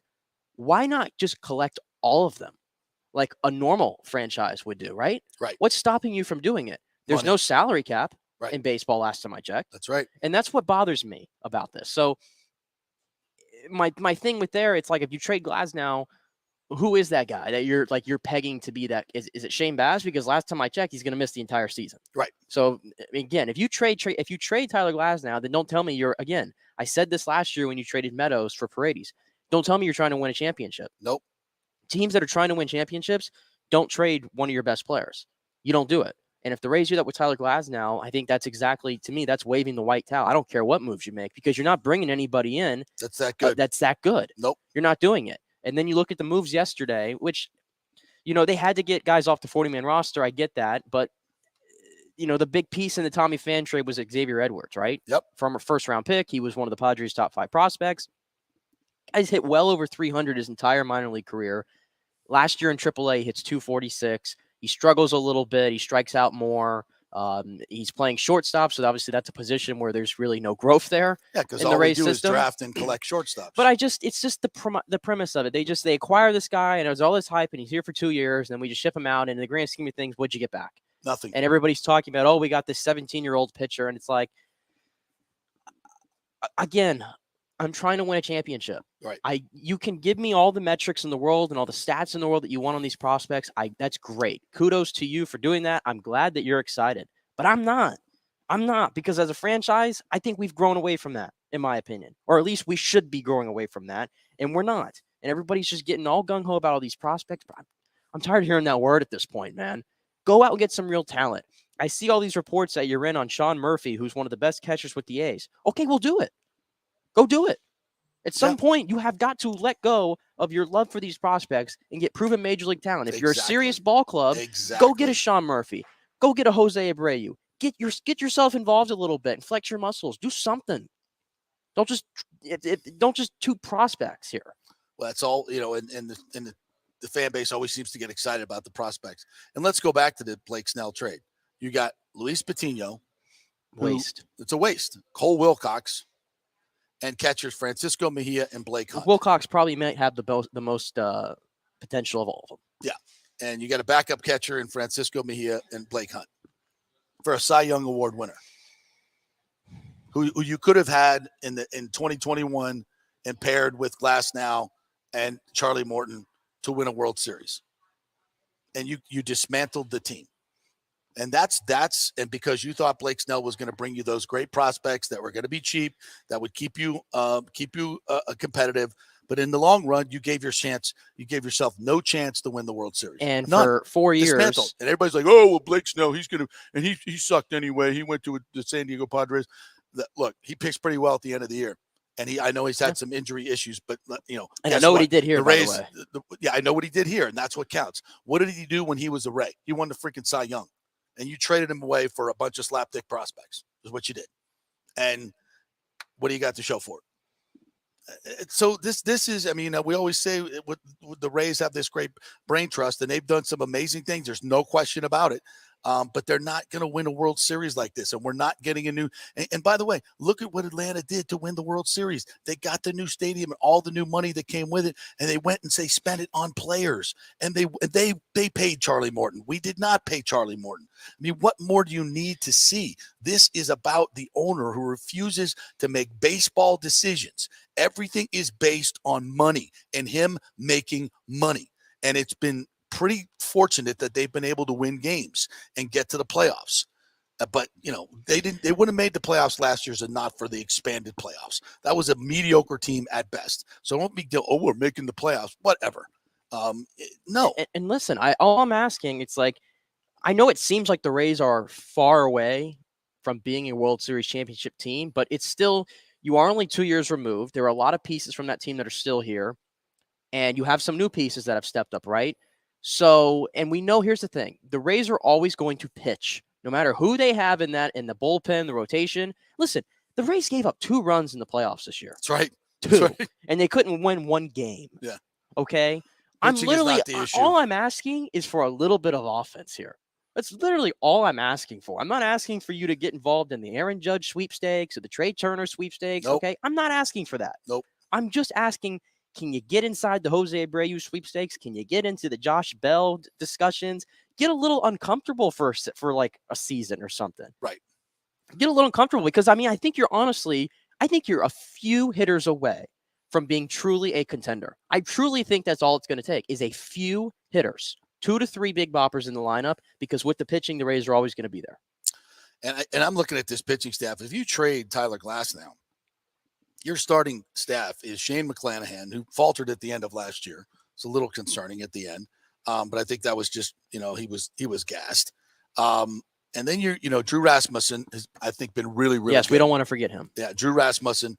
But I mean, look at this. You get McClanahan and Glasnow. I mean, that's A1 and A1. Well, here's the thing. And then you got Rasmussen's been really, really good. Springs. Here's the thing, though. The one guy I will give him his due here, because I think he's coming this year, in my opinion, is Taj Bradley. Yep. Granted, he will be a rookie, but we have seen a lot of examples of rookies who come right into the league and just knock the doors down right away. Yep. Right? It can't happen. It's happening a lot more now than it used to. That's right. So, granted, there, when I just said who's that guy that they would be looking at to be the new Glasnow, it's probably Taj Bradley, to be honest with you. Mm-hmm. I think that's what they're looking at. But again, why don't you just accumulate all these guys and put them in that rotation together? Yes. Why don't you do that? Yes. Because I could be looking at a rotation, and by the summer this year, if you keep everything, I'm looking at McClanahan, Glasnow, Rasmussen, Taj Bradley, and Jeffrey Springs, Luis Patino, whatever, or Yonny Chirinos if they still keep him. Yeah. I mean, come on. Yeah. And a great bullpen, featuring JP Peterson, Josh Fleming, who's been really good. Pete Fairbanks has been fantastic. Jalen Beeks, Jason Adam, who you found, Armstrong, they got a great bullpen. So, I mean, just get us an average offense, and you're going to do something here. But you got to, you got to go out and get a couple of big boppers. You just do. You got to find a way to do it and give up as many prospects as you. I mean, they're having such a hard time filling their 40, getting the 40-man right, because they have so many great prospects that they don't want to get rid of. And I'm not asking other teams don't have this issue because they trade them for major leaguers. Yeah, and I'm not asking you to be reckless or anything. And I think a part of this, you have to take risks, though. You have to take risks. And I think part of this, I don't know how much the whole thing with Nelson Cruz, that experiment has probably scared them, because yes, it would be nice to have Joe Ryan in the mix right now because he just had a really good year with Minnesota. I don't know if that scares him a little bit. I think that, especially in the Jose Abreu type, and we'll see. I mean, free agency is barely yet to get underway, so who knows what will happen. But I'm interested in some of these older players that are in their mid-30s, if they even go near them. And that's the big problem here is with Tropicana Field, is you can't get free agent players, position players to come here. Yeah. I mean, free agents do not want to play at Tropicana Field. And think about this, if you had a new downtown stadium like Atlanta, like, Kansas City's going to build, and all these other beautiful ballparks, you'd have more money to pay those players, and they'd actually want to play here. And that's why they actually want to be part of this. Like, they want to be part of the Bucs, like they want to be part of the Lightning. They've created organizations because of the location, Florida, no tax, beautiful area. I mean, that's a big part of the Bucs' success. It's probably a big part of the reason Tom Brady came here. Believe it or not, Colin Cowherd. People love to live here. It's a beautiful place. And we have that for baseball players who really care about not paying state tax. And baseball players, of course, who grow up here, they would love to play here. I've talked to guys that would love to come back. Kyle Tucker's a prime example. Just won the World Series. He said he would love to play. Lightning game the other night. Yeah, he would love to play in Tampa Bay, but he hates Tropicana Field. Every time he comes and plays here, he has to ice down his knees for an hour after the game. I mean, and even the guys do not. Good players, even if they live here, they want to come here, but they don't want to play here. And even the really good players they acquire via trade, like a Tommy Pham, they get here and they're open about how they don't like the atmosphere here. Right. They don't like playing here, and they can't wait to get out. Yeah, that's love how it works. They love the clubhouse atmosphere, but not the playing. Yes, that's one thing that we have to separate here. None of our criticism of this team goes against the clubhouse, the culture, none of that stuff. That stuff to me is top notch. Yeah, here's Lonnie Wilkins says, I can't even get friends and family to go to Tropicana Field. Joe F says, even with our prospects, we don't market them to make money off them. We hardly even market Wander, and he's arguably our biggest name nationally. Well, they put him on the billboards. They did all that last year. Wander Franco is a big name in baseball. I mean, when Major League Baseball does those graphics of the best players in the game, exciting, he's always on it. And James asked, when is Manfred going to pressure Stu like he did to Moley? I don't know. I mean, it wasn't Manfred though. It was Bud Selig then, right? I think it was Selig who did that whole thing. Manfred, well, Manfred and Stu to me look like they're buddies. So, well, it comes off that way. It does. But they certainly, the decisions to tank the sister city thing, thank God, and some of the other decisions they made certainly pissed he's off a lot Stu. more, but he's a lot more extreme on what's going on in Oakland every time than he is about the Rays, which is weird. I don't understand it. All right, we'll take a quick break. When we come back, we'll get into a little bit more Bucs stuff. We got Lightning too that we going to get to some Steven Stamkos. We got to get to that. Some other NFL issues around.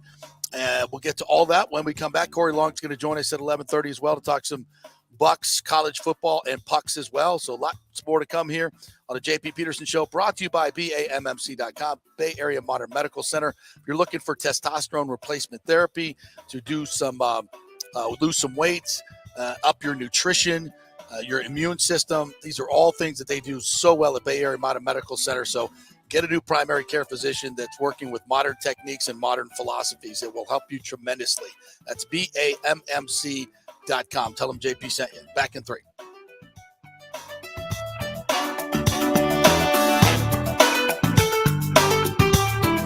JP here for Italiano Insurance. If you've started a side hustle during COVID and the business has grown, well, you need business insurance, because if you get sued, you could lose all your personal wealth if you're not properly protected. That's right. Your home, your savings, everything could go. So get protected now. Call the great agents at Italiano Insurance, 813-877-7799, and a real human will answer the phone and get you protected. If you haven't shopped your business insurance in a while, you could be overpaying by thousands. One customer had their golf buddy handling his business insurance, then called Italiano to shop it around, and they saved him $26,000 a year.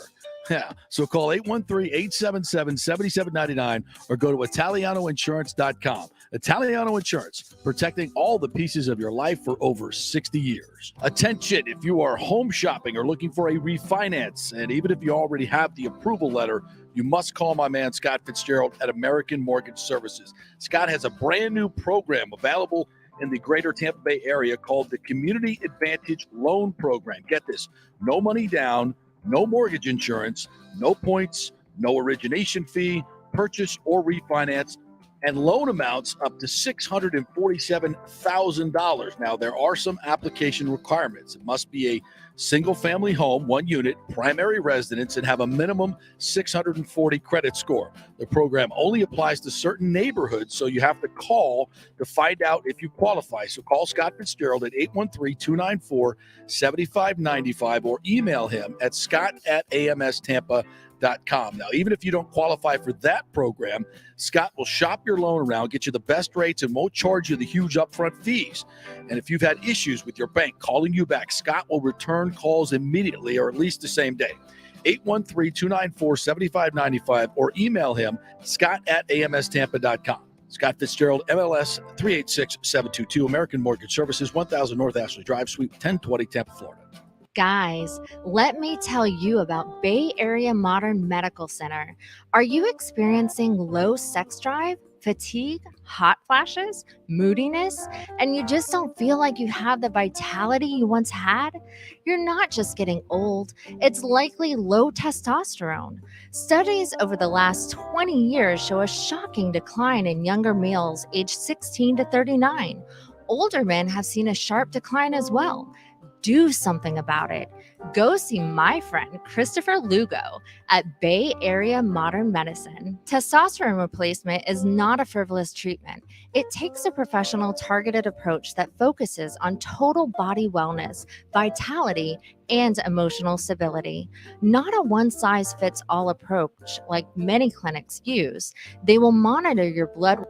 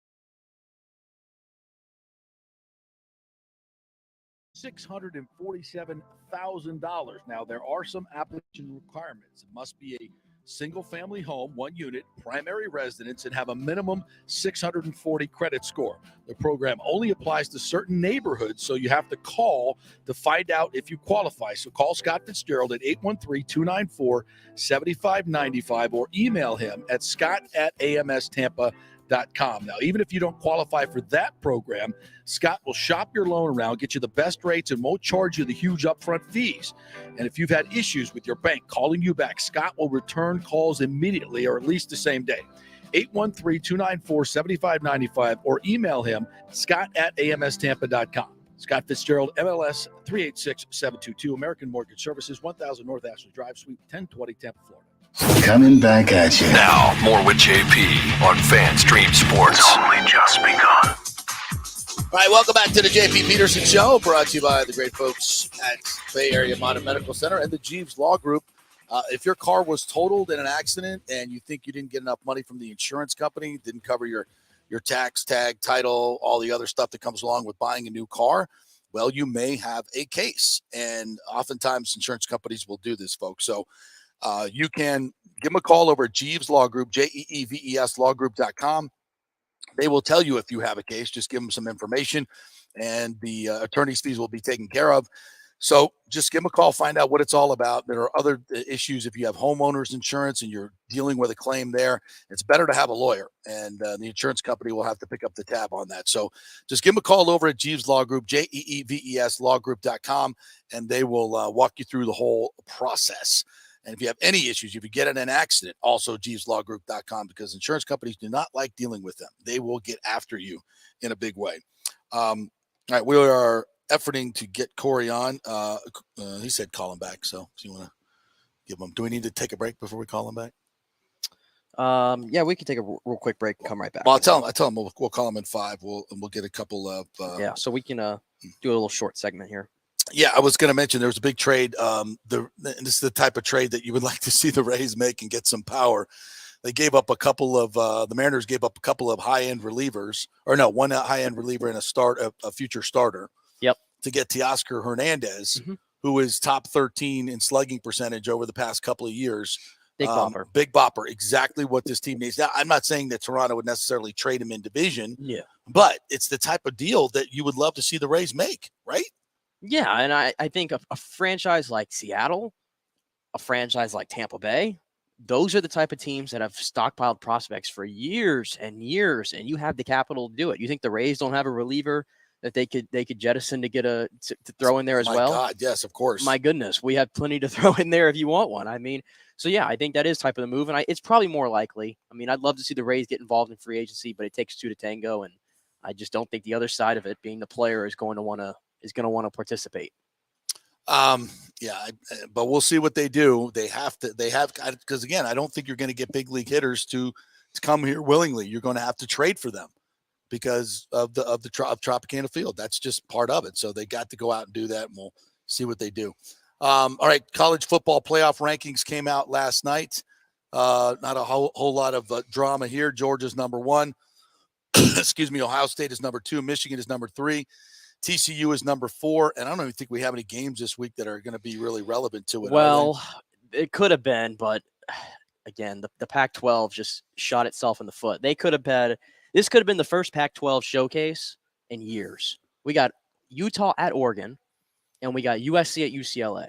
Yep. And what happened? UCLA loses at home to Arizona. Oregon's like 20-something game winning streak at home gets broken by Washington. And now here we are, USC, the only one left that has a shot. And I bet they lose this week to UCLA, and it all implodes. It all implodes again. Yep. Yeah. And USC is, they're 9-1. Deceiving 9-1. I think their defense stinks. And I think that's the problem with the Pac-12 is they're all beating themselves, but I think they're all very average teams. And as we've talked about before, they have no notable non-conference wins. None of them that have gone outside of conference and gotten a big win, so we can compare your conference to other conferences. Well, because no team in that conference, for a long time at least, probably since Georgia was really humming in the in the early Chip Kelly days, and I forget who came after him.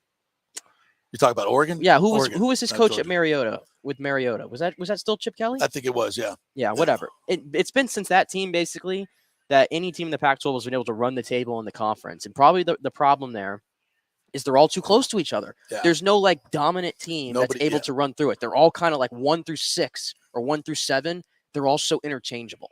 Now, USC has a chance to get back to prominence. I think you're obviously with the new coaching staff and Lincoln Riley and their NIL deals. They're a private institution. They got a ton of money, and they're going to be able to attract a lot of players clearly. And you got good coaching there. So I think eventually USC is going to be in the mix consistently. Scoring's no problem. Right. They just can't stop anybody. This is very reminiscent of the Lincoln Riley Oklahoma teams for Yes, USC. exactly. Very, very true. And, this is the year for the 12-team playoff. When is it coming in? 2 years? I think it's 2 years.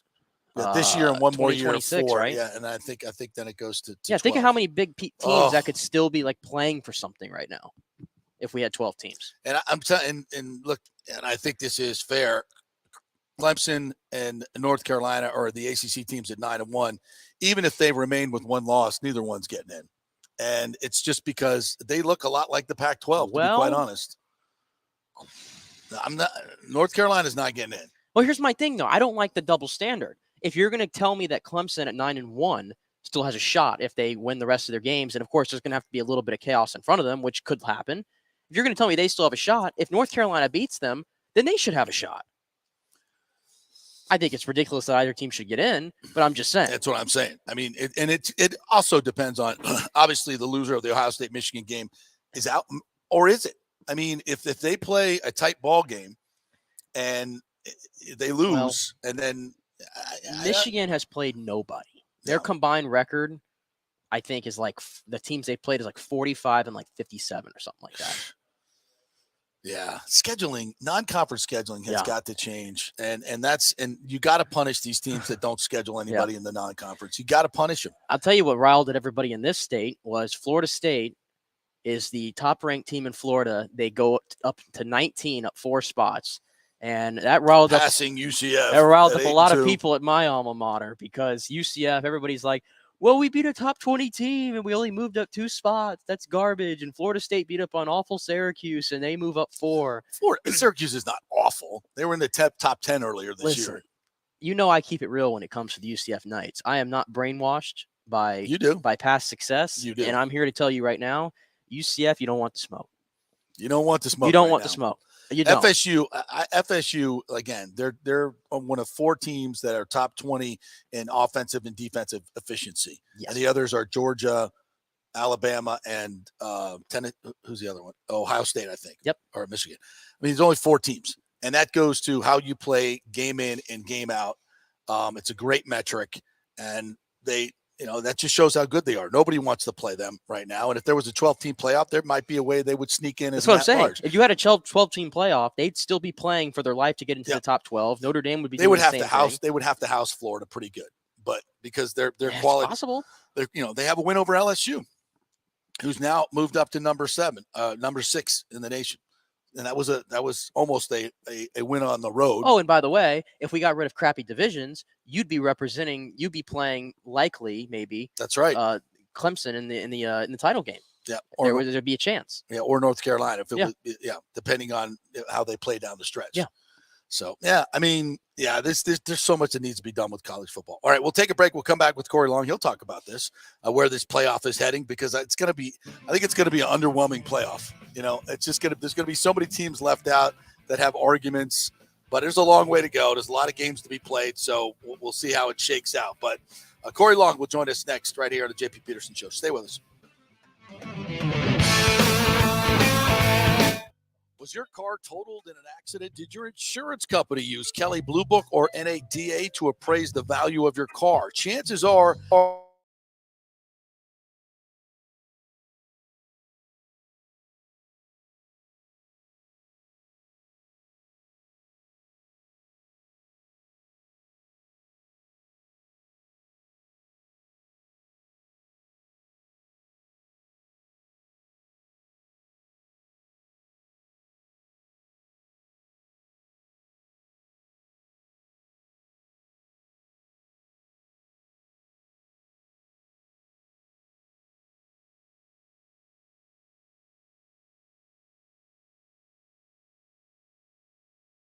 Right now, back to the show with JP on FanStream Sports. All right, welcome back to the JP Peterson Show as we welcome in our good friend Corey Long from NHL.com, covering the Bolts, Walter Football, covering things college football and professional football, writes for everybody. He's all in the know. What's up, my friend? How are you? Oh, not much. How you doing, buddy? Good, having a good Wednesday so far, I hope? Yes, absolutely. After the big Bolts win last night, I know you were there. Yeah. And Yeah. we heard your question to Coach Cooper, which I thought was a really good one about, is this the identity? What is the identity of this team? And I think you kind of nailed the answer as well. What are your thoughts on where this team is at right now, like 20% into the schedule? You can definitely see the growth areas. You can see the resiliency. I'm sure, he really wants them to tighten up some things defensively, tighten up some things in the zone. Really, they've had some bad turnovers in the zone. One last night that led to yet another shorthanded goal. But overall, I think you are seeing, you're starting to see what these guys are about, and that there is some young talent. So these young guys are starting to kind of find their way. They're starting to figure things out. You've got, the guys that you were hoping would step up, like guys like Hagel. He's had a pretty good start. Nick Paul had a big goal last night, and he's had he's definitely established himself as an important guy on the team. Stamkos finally scored after a pretty long drought. Yep. It's ironic, with Kucherov. Some nights he's just kind of there, and he'll manage a 3-point night. Last night the guy had 15 shot attempts and couldn't get anything. It's weird, but but overall it's like I think in general at this point, if I think you're 9-6 and 1. That's not bad. It's not bad for a group that, especially when you look at how many injuries they've had early on defense, and how they've had to stretch themselves out there. Yeah, I think you look at this roster right now. I think there's 12 guys on this roster that have not won a Stanley Cup, and 11 guys that have, which is interesting because we don't think of it as being that much turnover, but there really has been since the last time they won the Cup. Clearly, they went to the Stanley Cup Finals last year. But I mean, this is there's some guys on there that don't have their name on the cup, and they are hungry, and they're trying to work everybody in. And with especially the injuries on the blue line, but I would have to say beating this team last night, Dallas, a very, very good hockey team, by the way, is their best win of the year. And the way they did it, showing that resiliency and coming back from a horrible turnover, I think all that stuff really, really bodes well for this team. Would you agree? Yeah, exactly. I mean, it was Dallas has been a very good team this year. They've beaten a lot of good teams. They were going with Elliott last night, so they're going to be backup goalie. It was that thing could have, on that after they give it that shorthanded goal to Faska, that could have went, either way really. But I thought they rebounded, recovered well, and they had the opportunities in overtime. Stamkos gets his 500th assist, which I know is a huge deal, as he's gonna, assumably, as long as he can stay healthy, he'll be 500, 1,000 guy this year. So that's that's pretty great stuff. And I was really just, I knew, you could sense that Cooper was happy with, with the overall performance. It was a really great game, back and forth game. Both teams, had to kind of deal with some adversity there, and it was one of those rare nights. I was in both locker rooms. One of those rare nights where, obviously Dallas would have wanted the 2 points, but talking to Pete DeBoer, he thought it was a strong point. He would say it was a really good point, against a great team on the road, and you're happy with that one. And obviously, on the home side, you're happy to see the team rebound, win in overtime and get 2 points. It's just that's this time of year, that's a game that really can help a team. It really can help a team a lot. Hey, before we move on to college football and the Bucs, were you surprised that Elliott got the start last night? And was there any message sent there?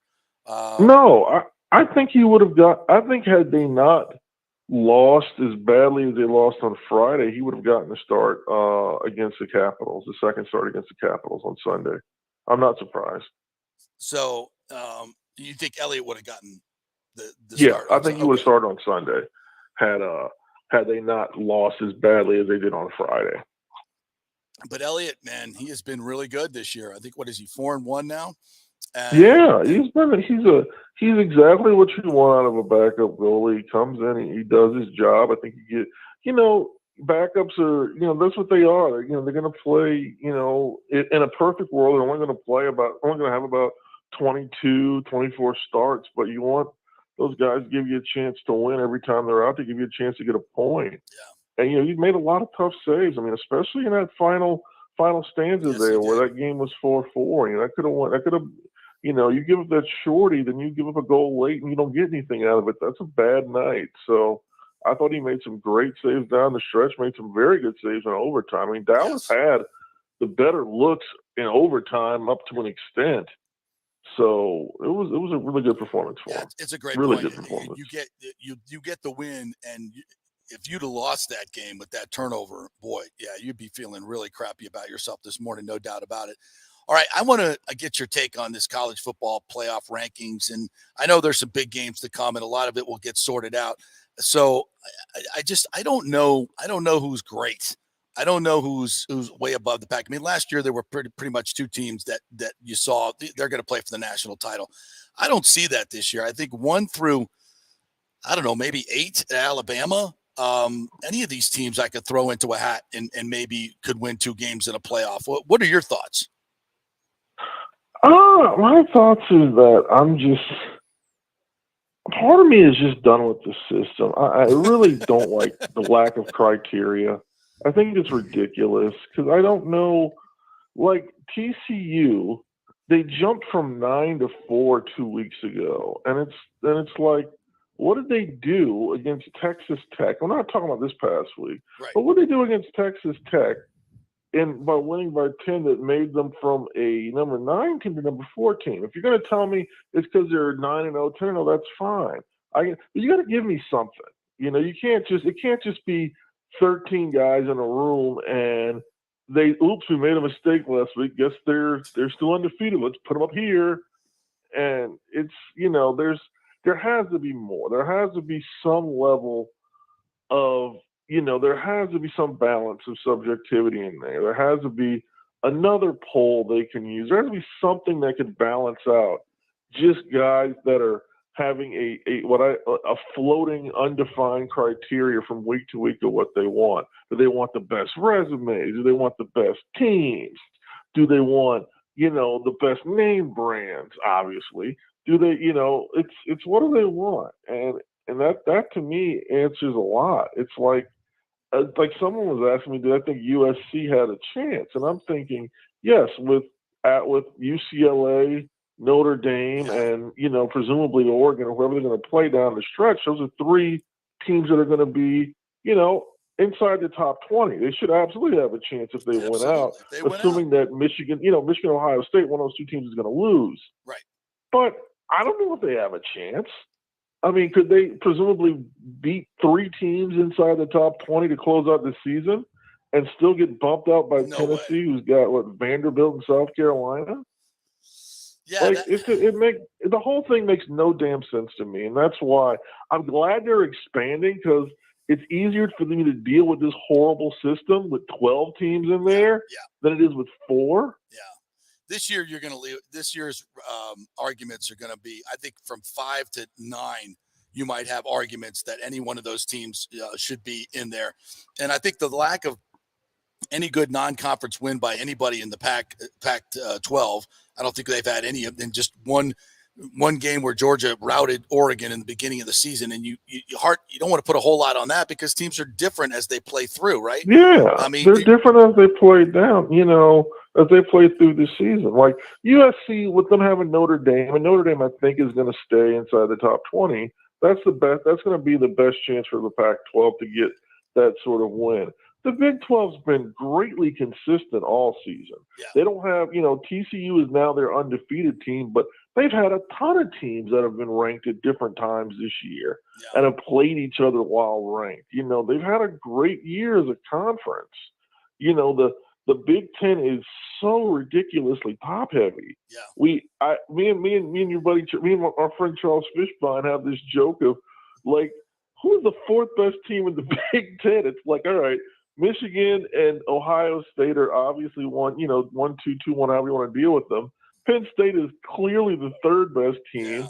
And then there's just 9 other teams that are just playing for fun trophies every week. Trash, just trash. Yeah, and you look at the ACC. You look up in the beginning of the year, North Carolina is escaping Appalachian State and barely beating everybody, and now you look up and they're 9-1, and they're sitting at. They're 9-1 with arguably the best quarterback in the country. Yes, and the worst defense in the country. Yeah. And the worst defense, probably the most interesting team to watch. And there's another thing. Does Clemson? Are they completely out of it now? They're 9th. They obviously don't have another really good chance at a win outside of North Carolina, at a good win. But it's what do they have to do to get back, and how many teams have to lose? It's just the lack of criteria and the fact that they won't explain anything. And when they try to explain it, they throw up these crazy, non-existent statistics. Game control. That doesn't check. There's no game control. Game control? Give me a break. That's like, someone, I think, I was like one of the FSU sites said, like, Benson, the great running back, he's number 1 in elusivity. What the hell does that mean? They make metrics. This is crap. They make metrics out of like how many tackles has he broken. All right, well, define a broken tackle.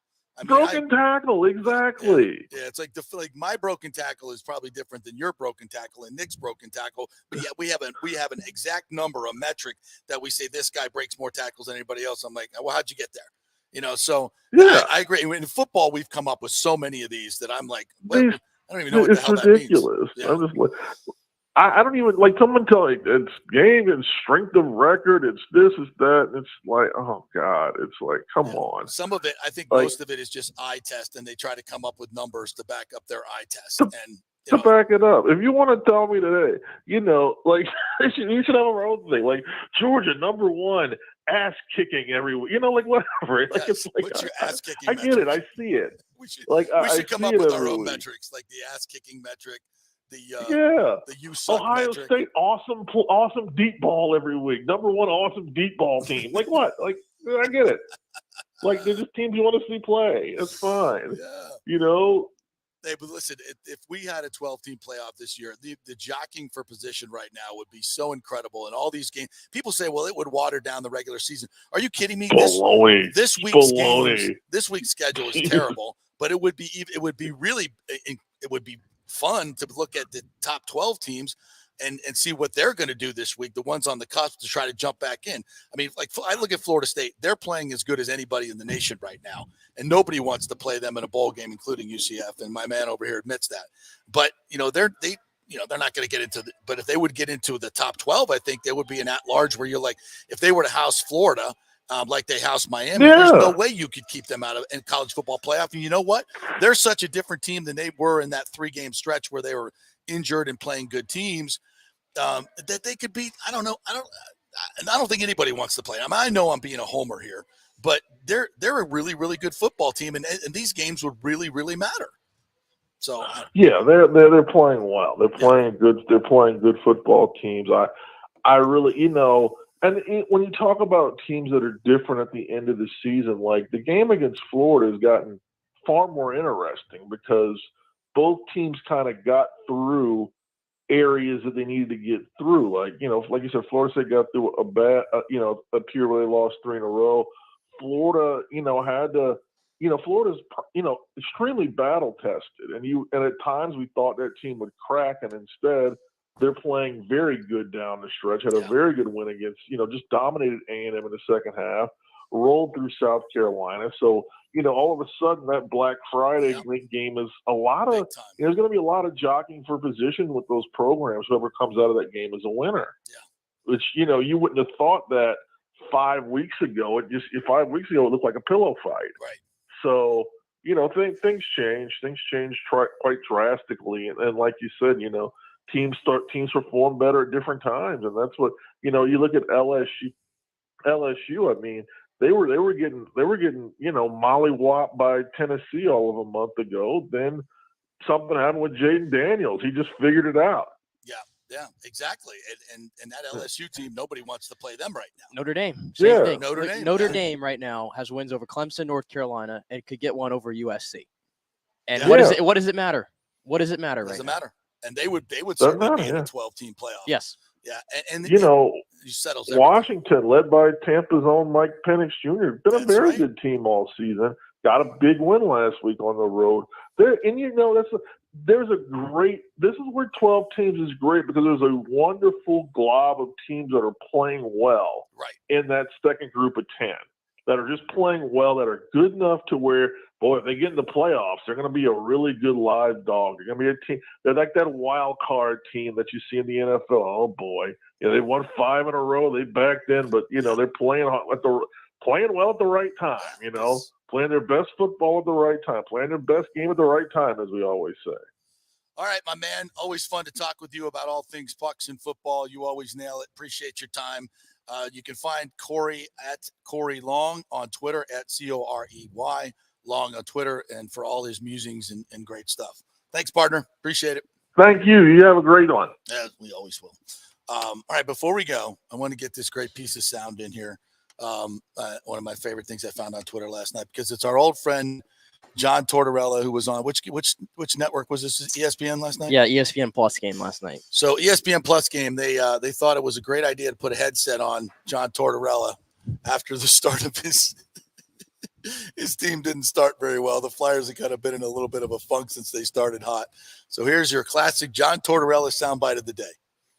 Torch, you guys give up the first goal. Just thoughts on your team's start here so far in the first 15 plus minutes. We suck. We haven't forechecked. We haven't done anything as of right now. What do you want to see differently? Forecheck. Thank you. Okay. He just rips the headset off. Can we please get that as a drop? Record that. Yeah, I'll get that one. We suck. Can I hear that again?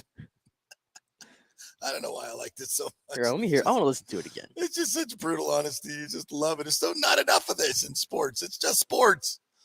Torch, you guys give up the first goal. Just thoughts on your team's start here so far in the first 15 plus minutes. We suck.